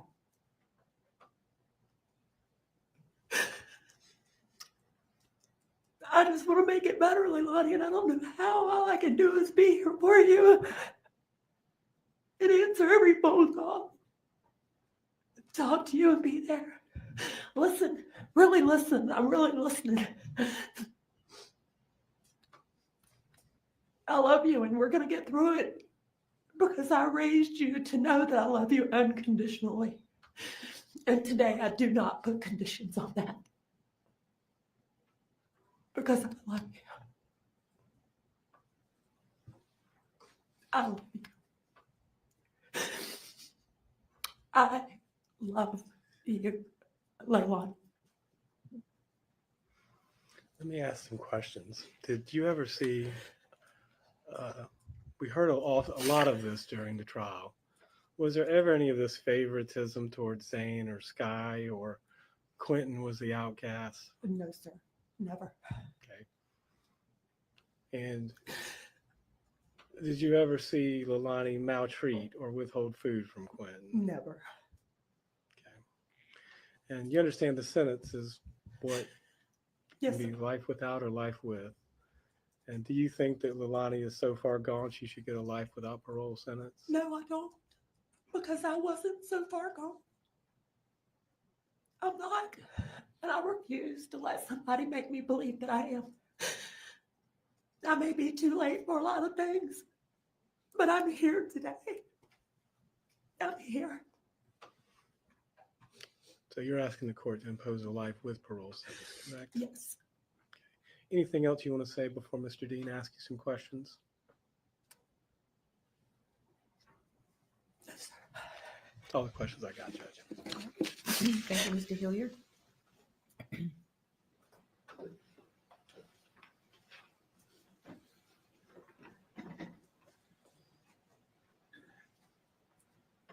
You're her mom. Yes. Since day one, you have, and I mean day one of the investigation, Quentin being reported missing, Yes. you have been there for her. Yes. You were out of town when it happened, but you came back quickly. Yes. You have talked to her a lot, right? Yes. But before she was ever arrested and since she's been jailed, right? Yes. Is she, you understand the jury has now convicted her of murdering Quentin with intent to kill him. Do you understand that? Yes, I do. 12 neutral, unbiased citizens taking a cold look at the evidence and said that is what happened here, beyond a reasonable doubt. You get that, right? Yes, sir. In all of the conversations you've had with her, has she ever taken responsibility for doing that? No, she hasn't. But she has taken responsibility for her drug use. I know that you've taught her to take responsibility for her actions, because when she says in the news interview, if it comes out that I'm responsible, I'll take responsibility. And she said that separately another time to the police. And I believe that that is coming from your upbringing of her. Do you think that's fair? Yes, sir, I do. Has she ever actually done it in this case, though? No, she hasn't. She hasn't admitted to you that she killed Quentin. No, she hasn't. She hasn't told you how. No, sir. She's said things to you about, well, I just don't remember, and I'm not sure, and I'm trying to piece it together, and things like that, right? Yes, sir. And you understand that the evidence has just not been consistent with that kind of claim. Do you understand that? Yes, sir. that, evidence shows that she made this very calculated drive to the dumpsters, scattered rice cereal in her car, drafted a text message to Danny about what she was supposedly doing on that trip, saying Oragel, told a bunch of lies about it to the police, right? Yes, sir. I watched the trial. And none of that is consistent with her just not knowing what happened. Would you agree with that? Yes. Okay. But even still, despite all the conversations you've had, despite you being her mother, the person that she had to confide in, she hasn't even taken responsibility privately in confidence to you. No, she hasn't. Is that frustrating to you? Yes, it is. Do you wish she would just come out and admit to you as her mother? What she did? Yes. Yes, I do. One moment, please. I have no further questions, Your Honor. Thank you, Mr. Dean. Mr. Hilliard. I'm a little confused, Ms. Howell, because being convicted of something doesn't necessarily mean you did it, does it? No. Okay. It doesn't. So if you're convicted of something you didn't do and you don't admit to it, it doesn't mean you did it. I mean, just because you're convicted of it. That's correct. So being convicted of something is not the same thing of admitting something you actually did now, is it? Yes, sir. Okay. So you can be convicted of something you didn't do, right? Yes, sir. You can be acquitted of something you did do, right? Yes, sir. And there's all manner of things in between, right? Yes, sir. That's all the questions I got. Anything further, Mr. Dean? No, Your Honor. Ms. Howell, you may step down.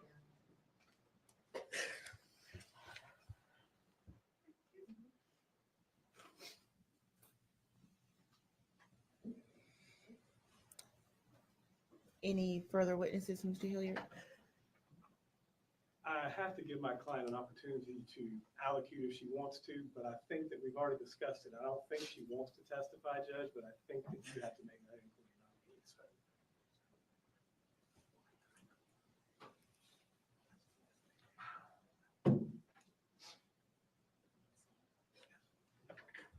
Ms. Simon.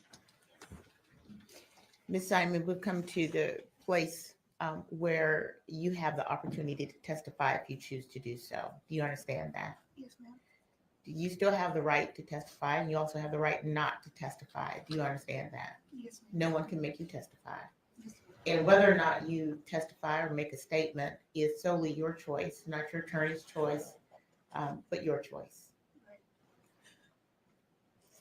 You also understand that if you choose to testify and you take the stand, then the state will have an opportunity to ask you questions as well.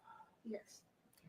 And you understand that we are at the point where there's evidence in aggravation and mitigation, and all of this I will consider in determining the sentence today. Do you understand that as well? Yes, ma'am. Ms. Simon, do you wish to testify? No, ma'am. Thank you. You have a seat. And just for the record, we've discussed it with Judge and several times, and if she has any questions, she knows she can ask me again at this point. But other than that, we're ready to move into just argument phase. Okay. Let's move into argument then. Mr. Dean. Your Honor, I will reserve. If I can approach, Judge. You certainly may. One ministerial thing. Early in this case, before I got it, the public defender's office had filed a motion to preserve notes, evidence, and things as such. For the last 2 years, we've tried to figure out why they couldn't release Quentin's remains. It seems that motion is the holdup. I spoke with Mr. Dean last week. I spoke with Ms. Simon. At this point in time, we withdraw that motion from here on out to preserve. That way the remains can go ahead and be released back to the family for appropriate burial. And whatever orders need to be put on to do that, I will get with Mr. Dean and I will do that. Before Mr. Hilliard gets into the substance of his argument, may I respond and we can kind of bring this issue to a conclusion? Yes. Would that be okay? Yeah, that's fine. Just to clarify, this was during the period of time that the defendant was represented by previous counsel. It was Robert Attridge, Joseph Vinieri and maybe Caitlin Walker. I believe it was Mr. Vinieri sending me an email asking me to ensure that Quentin's remains, which by that time had come down from the FBI lab in Quantico to the GBI lab in Pooler, I think. It sent me an email asking me to ensure that the remains not be released for interment, but instead retained by law enforcement in case they wanted to request any additional forensic testing. And I got that email and communicated it to law enforcement and asked that they honor that, which they have. And that is, Mr. Hilliard's right. That email is why Quentin's remains have not been released to any family members for burial. In advance of today's hearing, after the most recent of a number of requests to from the family that we address this issue, I sent Mr. Hilliard and Mr. Person email asking whether Ms. Simon would lift what essentially functions as like a hold on Quentin's remains on the record, so that we can safely release Quentin's remains to the family for burial or cremation or whatever it is that they ultimately decide to do. Because I very much respect the request and agree that it's probably something that ought to happen. We could agree to that without being accused of spoliation or something like that later on down the line. So I'm happy to hear that they're willing to do that. If I would ask that the court inquire of Ms. Simon personally about that and confirm that she's okay with that, so that everybody can then move forward. And I was going to get to that next, Judge. I've had the discussion with her about spoliation and to preserve the record for appeal. We had that discussion, and I'll let her answer for herself in a second. But we understand it could affect the appeal going forward, but she felt that it was more important for the family to be able to bury Quentin than to preserve any possible testing for future references. And I told her both the positives and the negatives of it. Is that correct, Leilani? Yes, sir. Okay, and I'll let the court engage in a colloquy about that. But we did discuss it, though, correct? Right? Yes, we did. And Ms. Simon, you've heard the discussion that's going on right now about Quentin's remains. Yes, ma'am. And there was a hold placed on the release of the remains in case there was any further testing that needed to be done. And that request was actually made by the attorneys who originally represented you. You understand that? Yes, ma'am. Okay. The release will happen, but we want to make sure that's what you would like to do. Would you like for his remains to be released to the family? Yes. Most specifically, my brother who's here today, Paul Simon. I would like him to be the one that they're released to. Now, I don't know how logistically how that works. I don't know. That has more to do with probate and administration, and I don't know anything about that. So I think who they're ultimately released to is kind of not our lane. I think that's between like the GBI and the coroner and the police and all that. I think our only concern here is whether, as a result of the defense's requests to the state, they're going to continue to be prevented from being released to anybody at all, or not. And I understand that, Mr. Dean. I understand that makes sense. So who the remains will be released to is a matter that's beyond this court.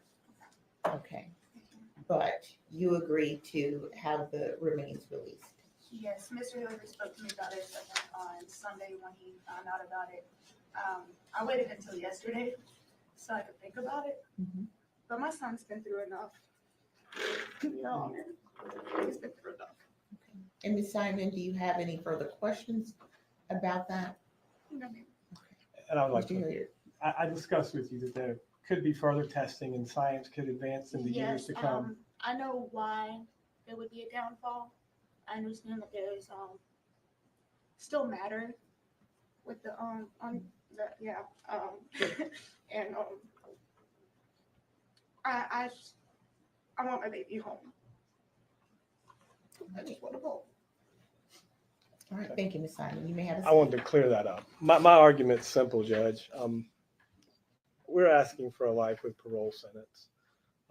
There's only it's only life with or life without. I understand Mr. Dean gave this long list here, but at the end of the day, she's a young lady, and life in Georgia, at least, is 35 to 40 years before your first eligibility for parole with parole. That puts her in her late 60s, early 70s, mid 60s to late 60s to early 70s.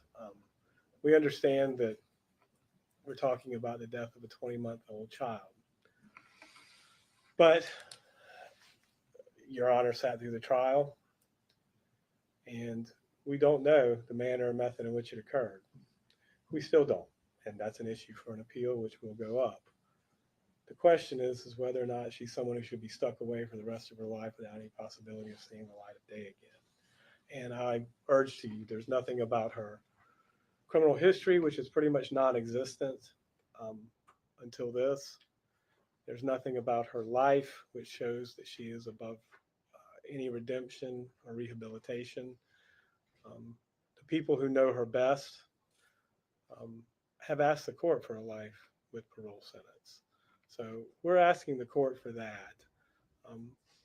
I understand why Mr. Dean wants to do all of these fines. I get it. I understand why he wants to ask for consecutive sentences. I get it. But to me, the ultimate question is whether it's life with or life without parole. And we think that she deserves life with parole.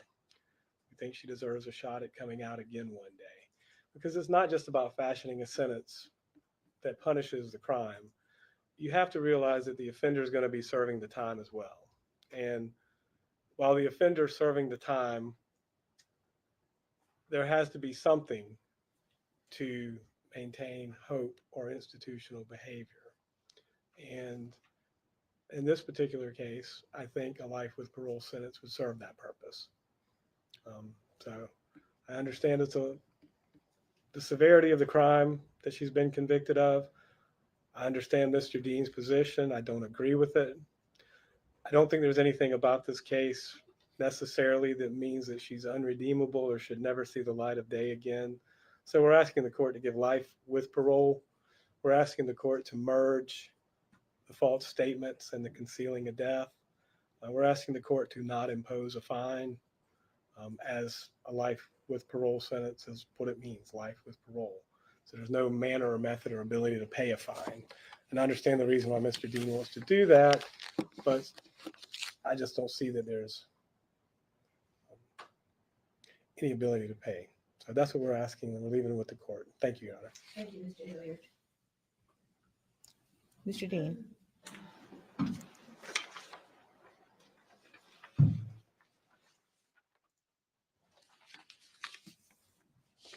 Your Honor, will be relieved to hear that I do not have an hour and a half long PowerPoint to present to the court, but I do want to talk for a couple minutes.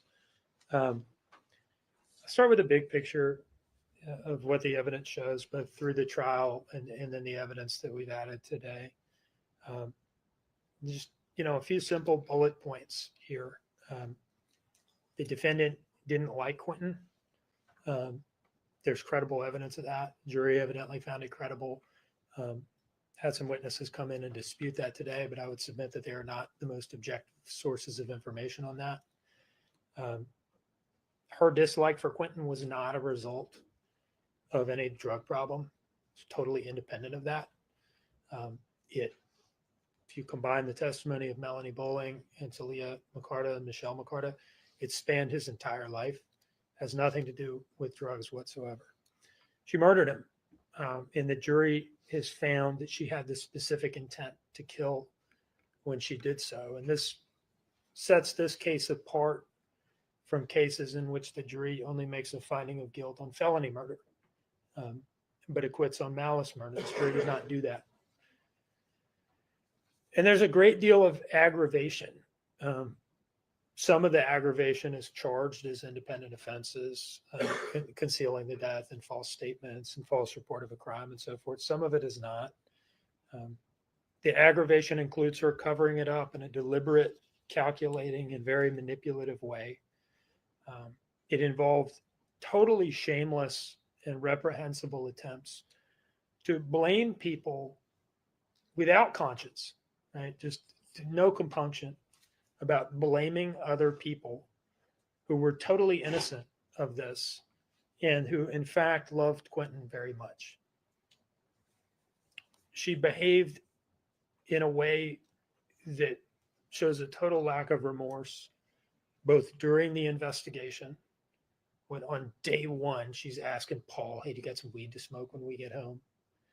On October 18th, when the police have announced that they're about to start searching for Quentin's little body in the landfill, she's out at Stingray's getting drunk and flirting with the waiter, in a continuation of what we talked about at trials, to kind of what the theory was here, that a lot of this had to do with her need for male attention. This seems to have continued. She behaved in a way that shows absolutely no remorse and no compunction about what she did during her pretrial investigation and during the trial itself, as we've tried to show here today. Even to her mother, her closest confidant, who taught her to take responsibility for your actions, which is something that Billie Joe Howell, has done. I mean, she did it here today. She talked about all of her missteps and how she pulled herself out of them. She took no responsibility even to her mother, who taught her those things and was her close confidant. It's one thing to not admit to the police what you did and not take any responsibility to the police. It's kind of another thing to treat your mother, whom you claim to love so much, the same way. The upshot of all this is that she just doesn't seem sorry at all. She really doesn't seem sorry. She seems sorry that she got caught. She seems sorry that she's gonna she had to stand trial. She seems sorry that she's going to go to prison for a long time. Only question here is whether it's forever for her. But she doesn't really seem sorry about what she did.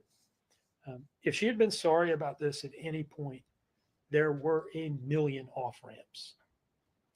After killing Quentin, she could have just not thrown his body in a dumpster.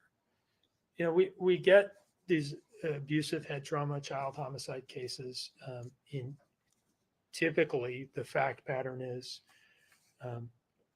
the perpetrator does the thing, they do the act, and then they just say to the police, "Oh, I found him in the crib like this, and I don't know why he's not breathing, or there was some sort of accident or something like this." She could have played it that way after killing Quentin. She could have. So that's like off ramp number one, is just don't throw him in the dumpster. Don't do that. And at any time, she could have stopped telling lies, just refused to talk at all. Certainly didn't have to blame anybody else. She could have just said she didn't know. Certainly didn't have to blame like 3 or 4 different people. So she doesn't seem sorry at all. And she's taken no responsibility. And she seems to sort of think that she's kind of at least playing as though she's the victim. I would ask the court to look at this letter to WTOC and really read it, in which she's playing the role of like a detached commentator evaluating the evidence. And she'd sure love to know what happens. But, the problem is she just keeps running into these gaps in the evidence. And that's really frustrating to her, because she wants to know what happened. And it's just so infuriating and bizarre, because, obviously she knows what happened, because she's the one who did it. It is bizarre, it is infuriating, and it is, quite frankly, insulting to everyone's intelligence, and really makes a mockery of the process. There's been this effort to blame it on drugs and mental health issues. Mr. Hilliard is too smart and savvy and experienced to try to do that directly, because I think he knows that that's. You don't come in and say, "Judge, it was the drugs." But some of the witnesses maybe don't have that level of experience and were willing to just say it was the drugs. The drugs did it. To medicalize it, to kind of shift responsibility from her onto her conditions or these substances. Lots of people have tough upbringings. Lots of people take drugs. But very few of them kill their own child. We're familiar with words like homicide, killing somebody else, suicide. killing yourself, fratricide, killing your brother, or biological, or your brother in arms, even infanticide. There's a word for this. The court may or may not know: filicide, killing your own child who's not an infant. A lot of people don't know that word. And the reason a lot of people don't know that word is it just doesn't happen often. It is a heinous thing to do. So heinous, in fact, that people do it very infrequently. And that's what she did. The drugs did not do that. I'll point out something about the drugs in this case. It's easy for people to get up there and kind of say, without really examining like how this would work, or what this really means is, oh, the drugs caused her to do it. Let's look at the substances that she was on that night: cocaine, Percocet, marijuana.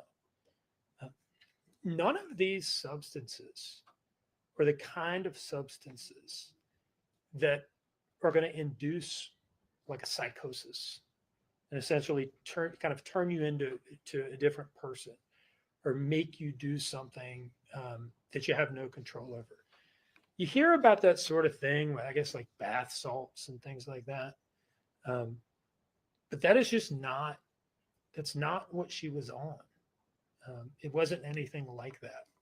And it's a total red herring to say that the drugs did it. What she did to him was something that was inside of her already. It was inside of her already. Maybe the drugs lowered her inhibitions. Maybe they acted as an accelerant. Maybe they're like, the match to the candle or something like that. But they didn't cause her to do what she did. She did it. The drugs are not responsible for it. She is. She just did a wicked thing, and she needs to take responsibility for it. And so our recommendation is a total sentence of life without the possibility of parole, plus 65 years and a fine of $117,000. The maximum that I calculate is available under the law. I've emailed the court separately that the count by count breakdown. I won't go through that here. And the justification for the fine.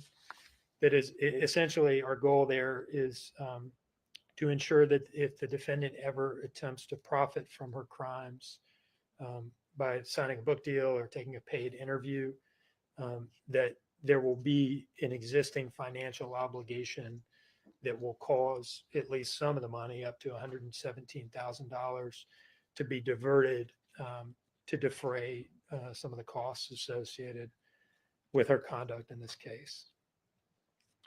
Now, that brings me to kind of the last question, which is really separate and apart from whether the court adjudges a fine here, is why life without parole and not life? That's really the only question, is whether the court is going to impose the additional punishment of the life sentence never being parolable. And it's a reasonable thing for the defense to say, gosh, life is a serious sentence. 30 years before you become parole eligible is a long time. And that's true. And we are here asking the court to go above that and to impose the maximum. And I'd like to kind of defend why and argue why. When we talk about sentencing, we talk about the principles of punishment. There are a number of them. We learn them in law school, and they come up in sentencing arguments. And Mr. Hilliard has gestured at some of them: rehabilitation and things like that. And I'll just kind of walk through these.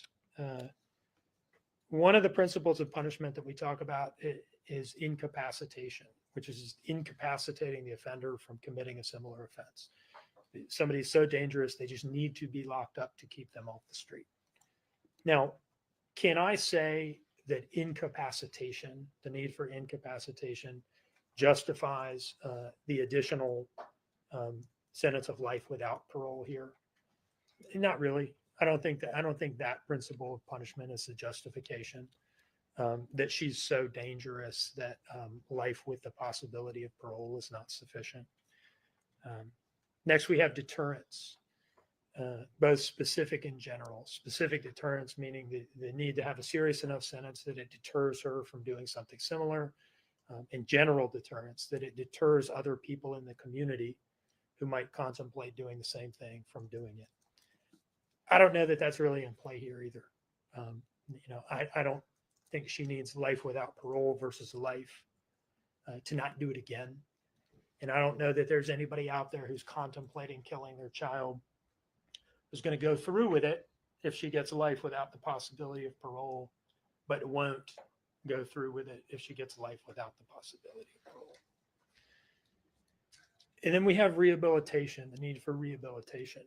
I cannot say that there's no chance she could be rehabilitated, that she's totally beyond rehabilitation.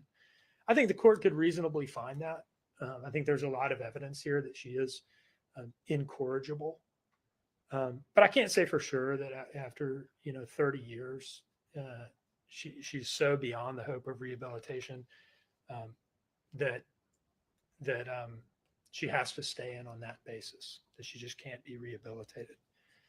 And so where we end up is at the last principle of punishment that I know of, and that is retribution. Punishment because you deserve it.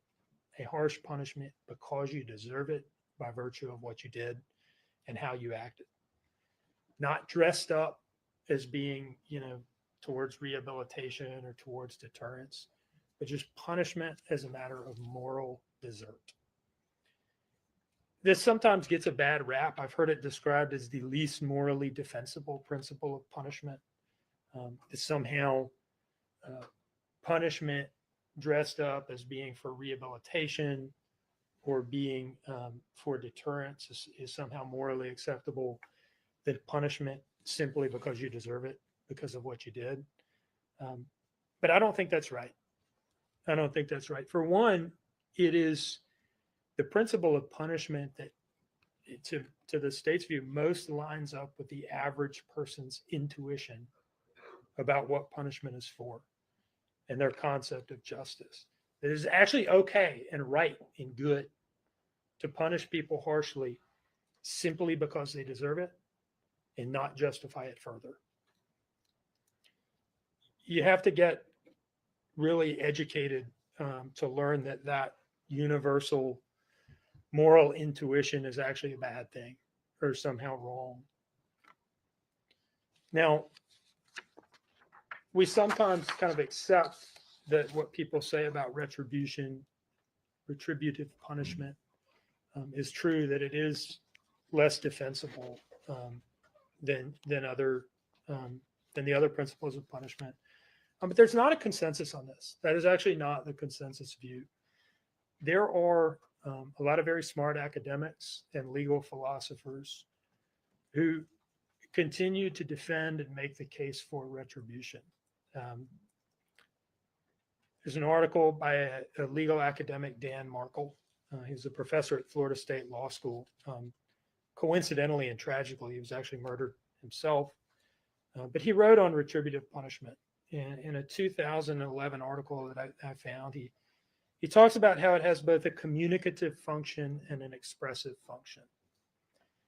That punishment, retributive punishment, because you deserve it, a harsh sentence, just because you deserve it and you did a really bad thing, communicates to the defendant the seriousness of what they did and society's lack of acceptance for it.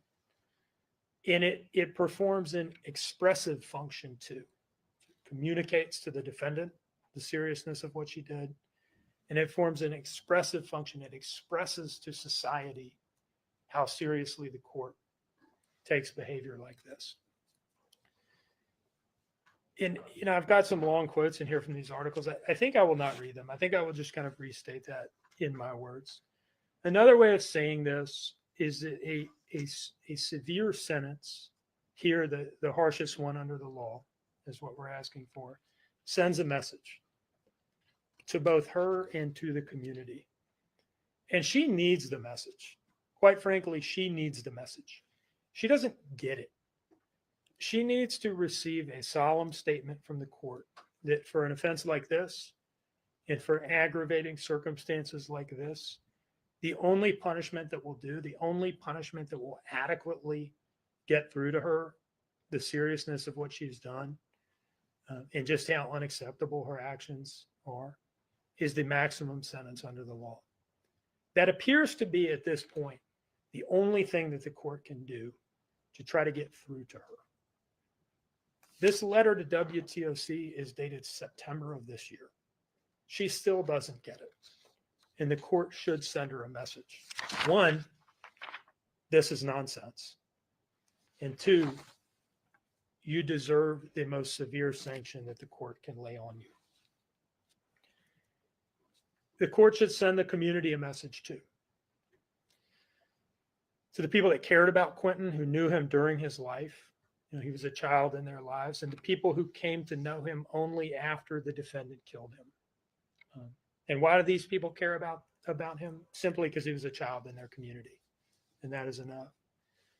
The court should send a message to them that their intuition about how monstrous it is for a mother to kill her own child and then act like she acted in the aftermath, and what the price tag for that ought to be, that intuition that they have is entirely correct and is shared by the justice system and by the court, which is really their justice system and their court.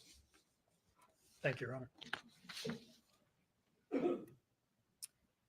Mr. Dean, I was looking for the email, and I believe the computer that I'm looking at has not updated, and I would like to have that before me. Would you also pass up? Yeah, thank you.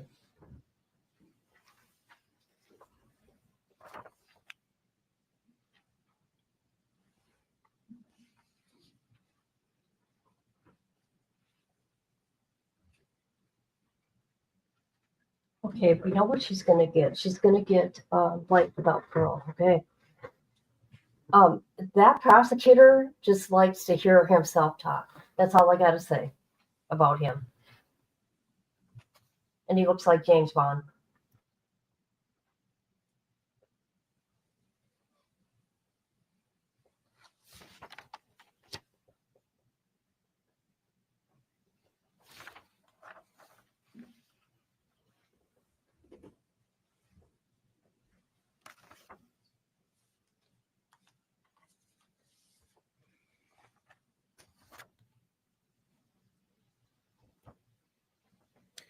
Okay.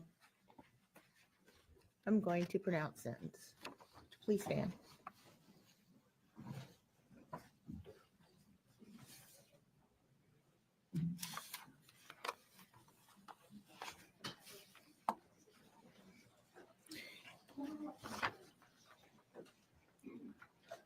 The one thing that I will say before pronouncing sentence is clearly little Quentin Simon's life and death impacted many, many individuals, but also the community at large.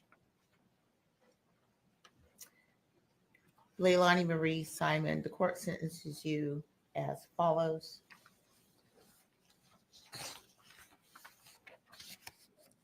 Count 1, malice murder, felony, life with the possibility of parole. Count 2, felony murder, vacated by operation of law. Count 3, felony murder is vacated by operation of law. Count 4, concealing the death of another, 10 years consecutive to count 1.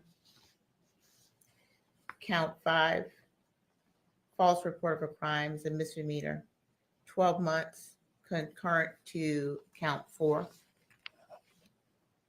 Count 6, making a false statement,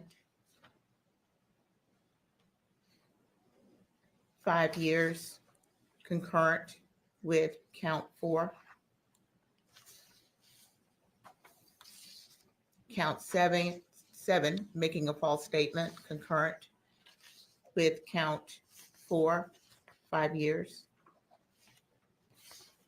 Count 8, false statement, 5 years consecutive with concurrent with count 4.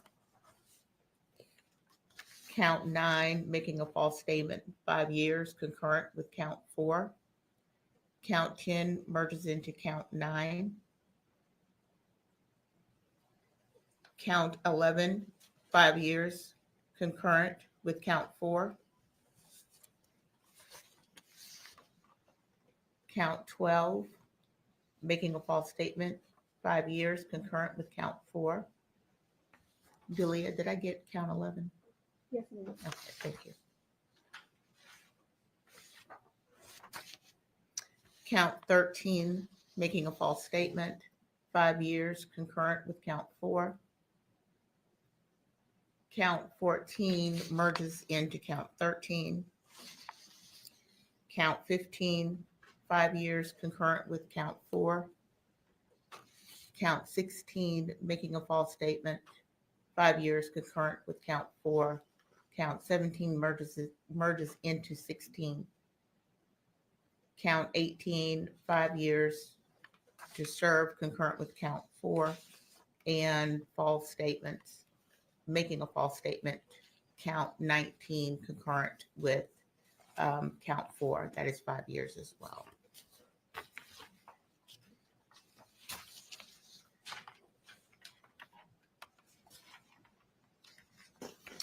Is there any issue that the state wants to point out with the sentence and the merger of the counts?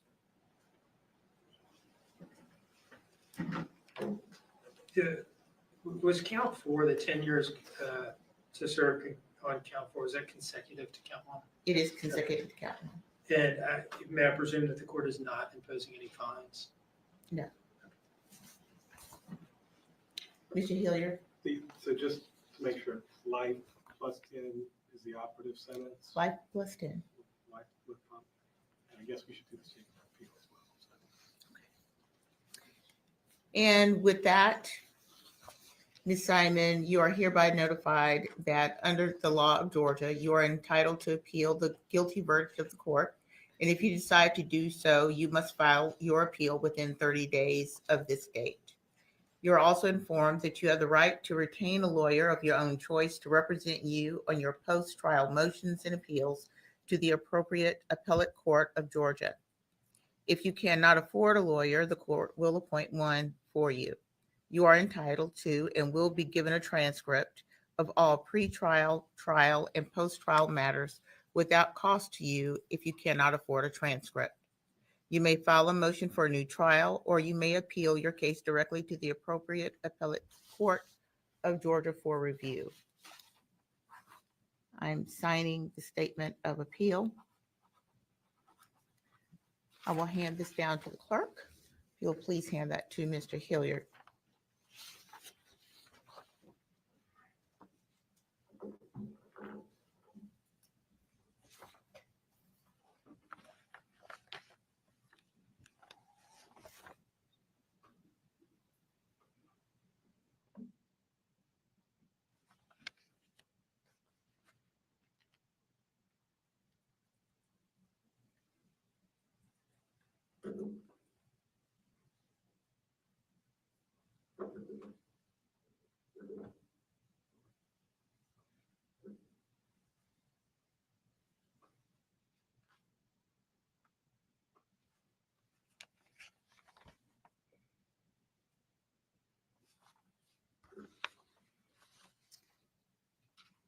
With the assistance of counsel, Ms. Simon has acknowledged in writing her statement of appeal rights. And the habeas statement is as follows. You are advised that the statute of limitations for habeas corpus in this state is 4 years in the case of felonies and 1 year in the case of misdemeanors. The statute begins to run from the date the conviction becomes final. All right.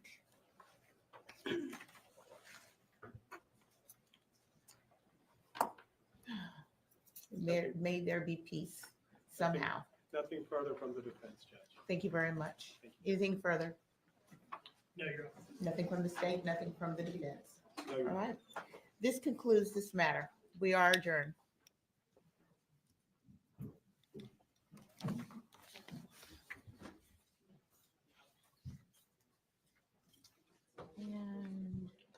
Leah, did you get everything? Okay, real quick. No. She got life plus 10 with possibility parole, and everything runs concurrent. So life, okay, would be 30 years in Georgia, and then another 10. But everything runs concurrent. Which I'm kind of shocked that with parole, but she is really, really, really, really young. This is just my opinion, okay? I'm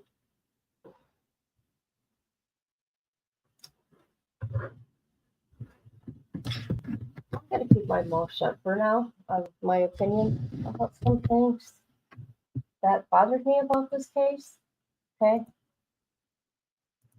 But anyways, Miss Barbara, I will call you. I got some things to do later on this afternoon. I will call you after I pick up Nala. I get Nala at 8 o'clock. So, and then we'll look into your laptop. We'll see what you need help with. I got you. I got you.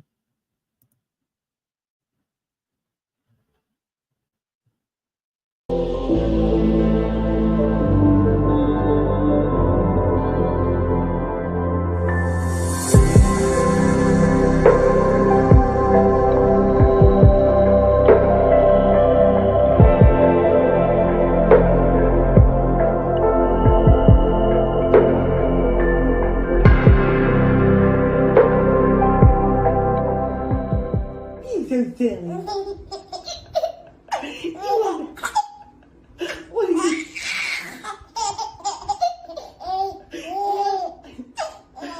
Yeah. Oh. Hey, what are you doing down there?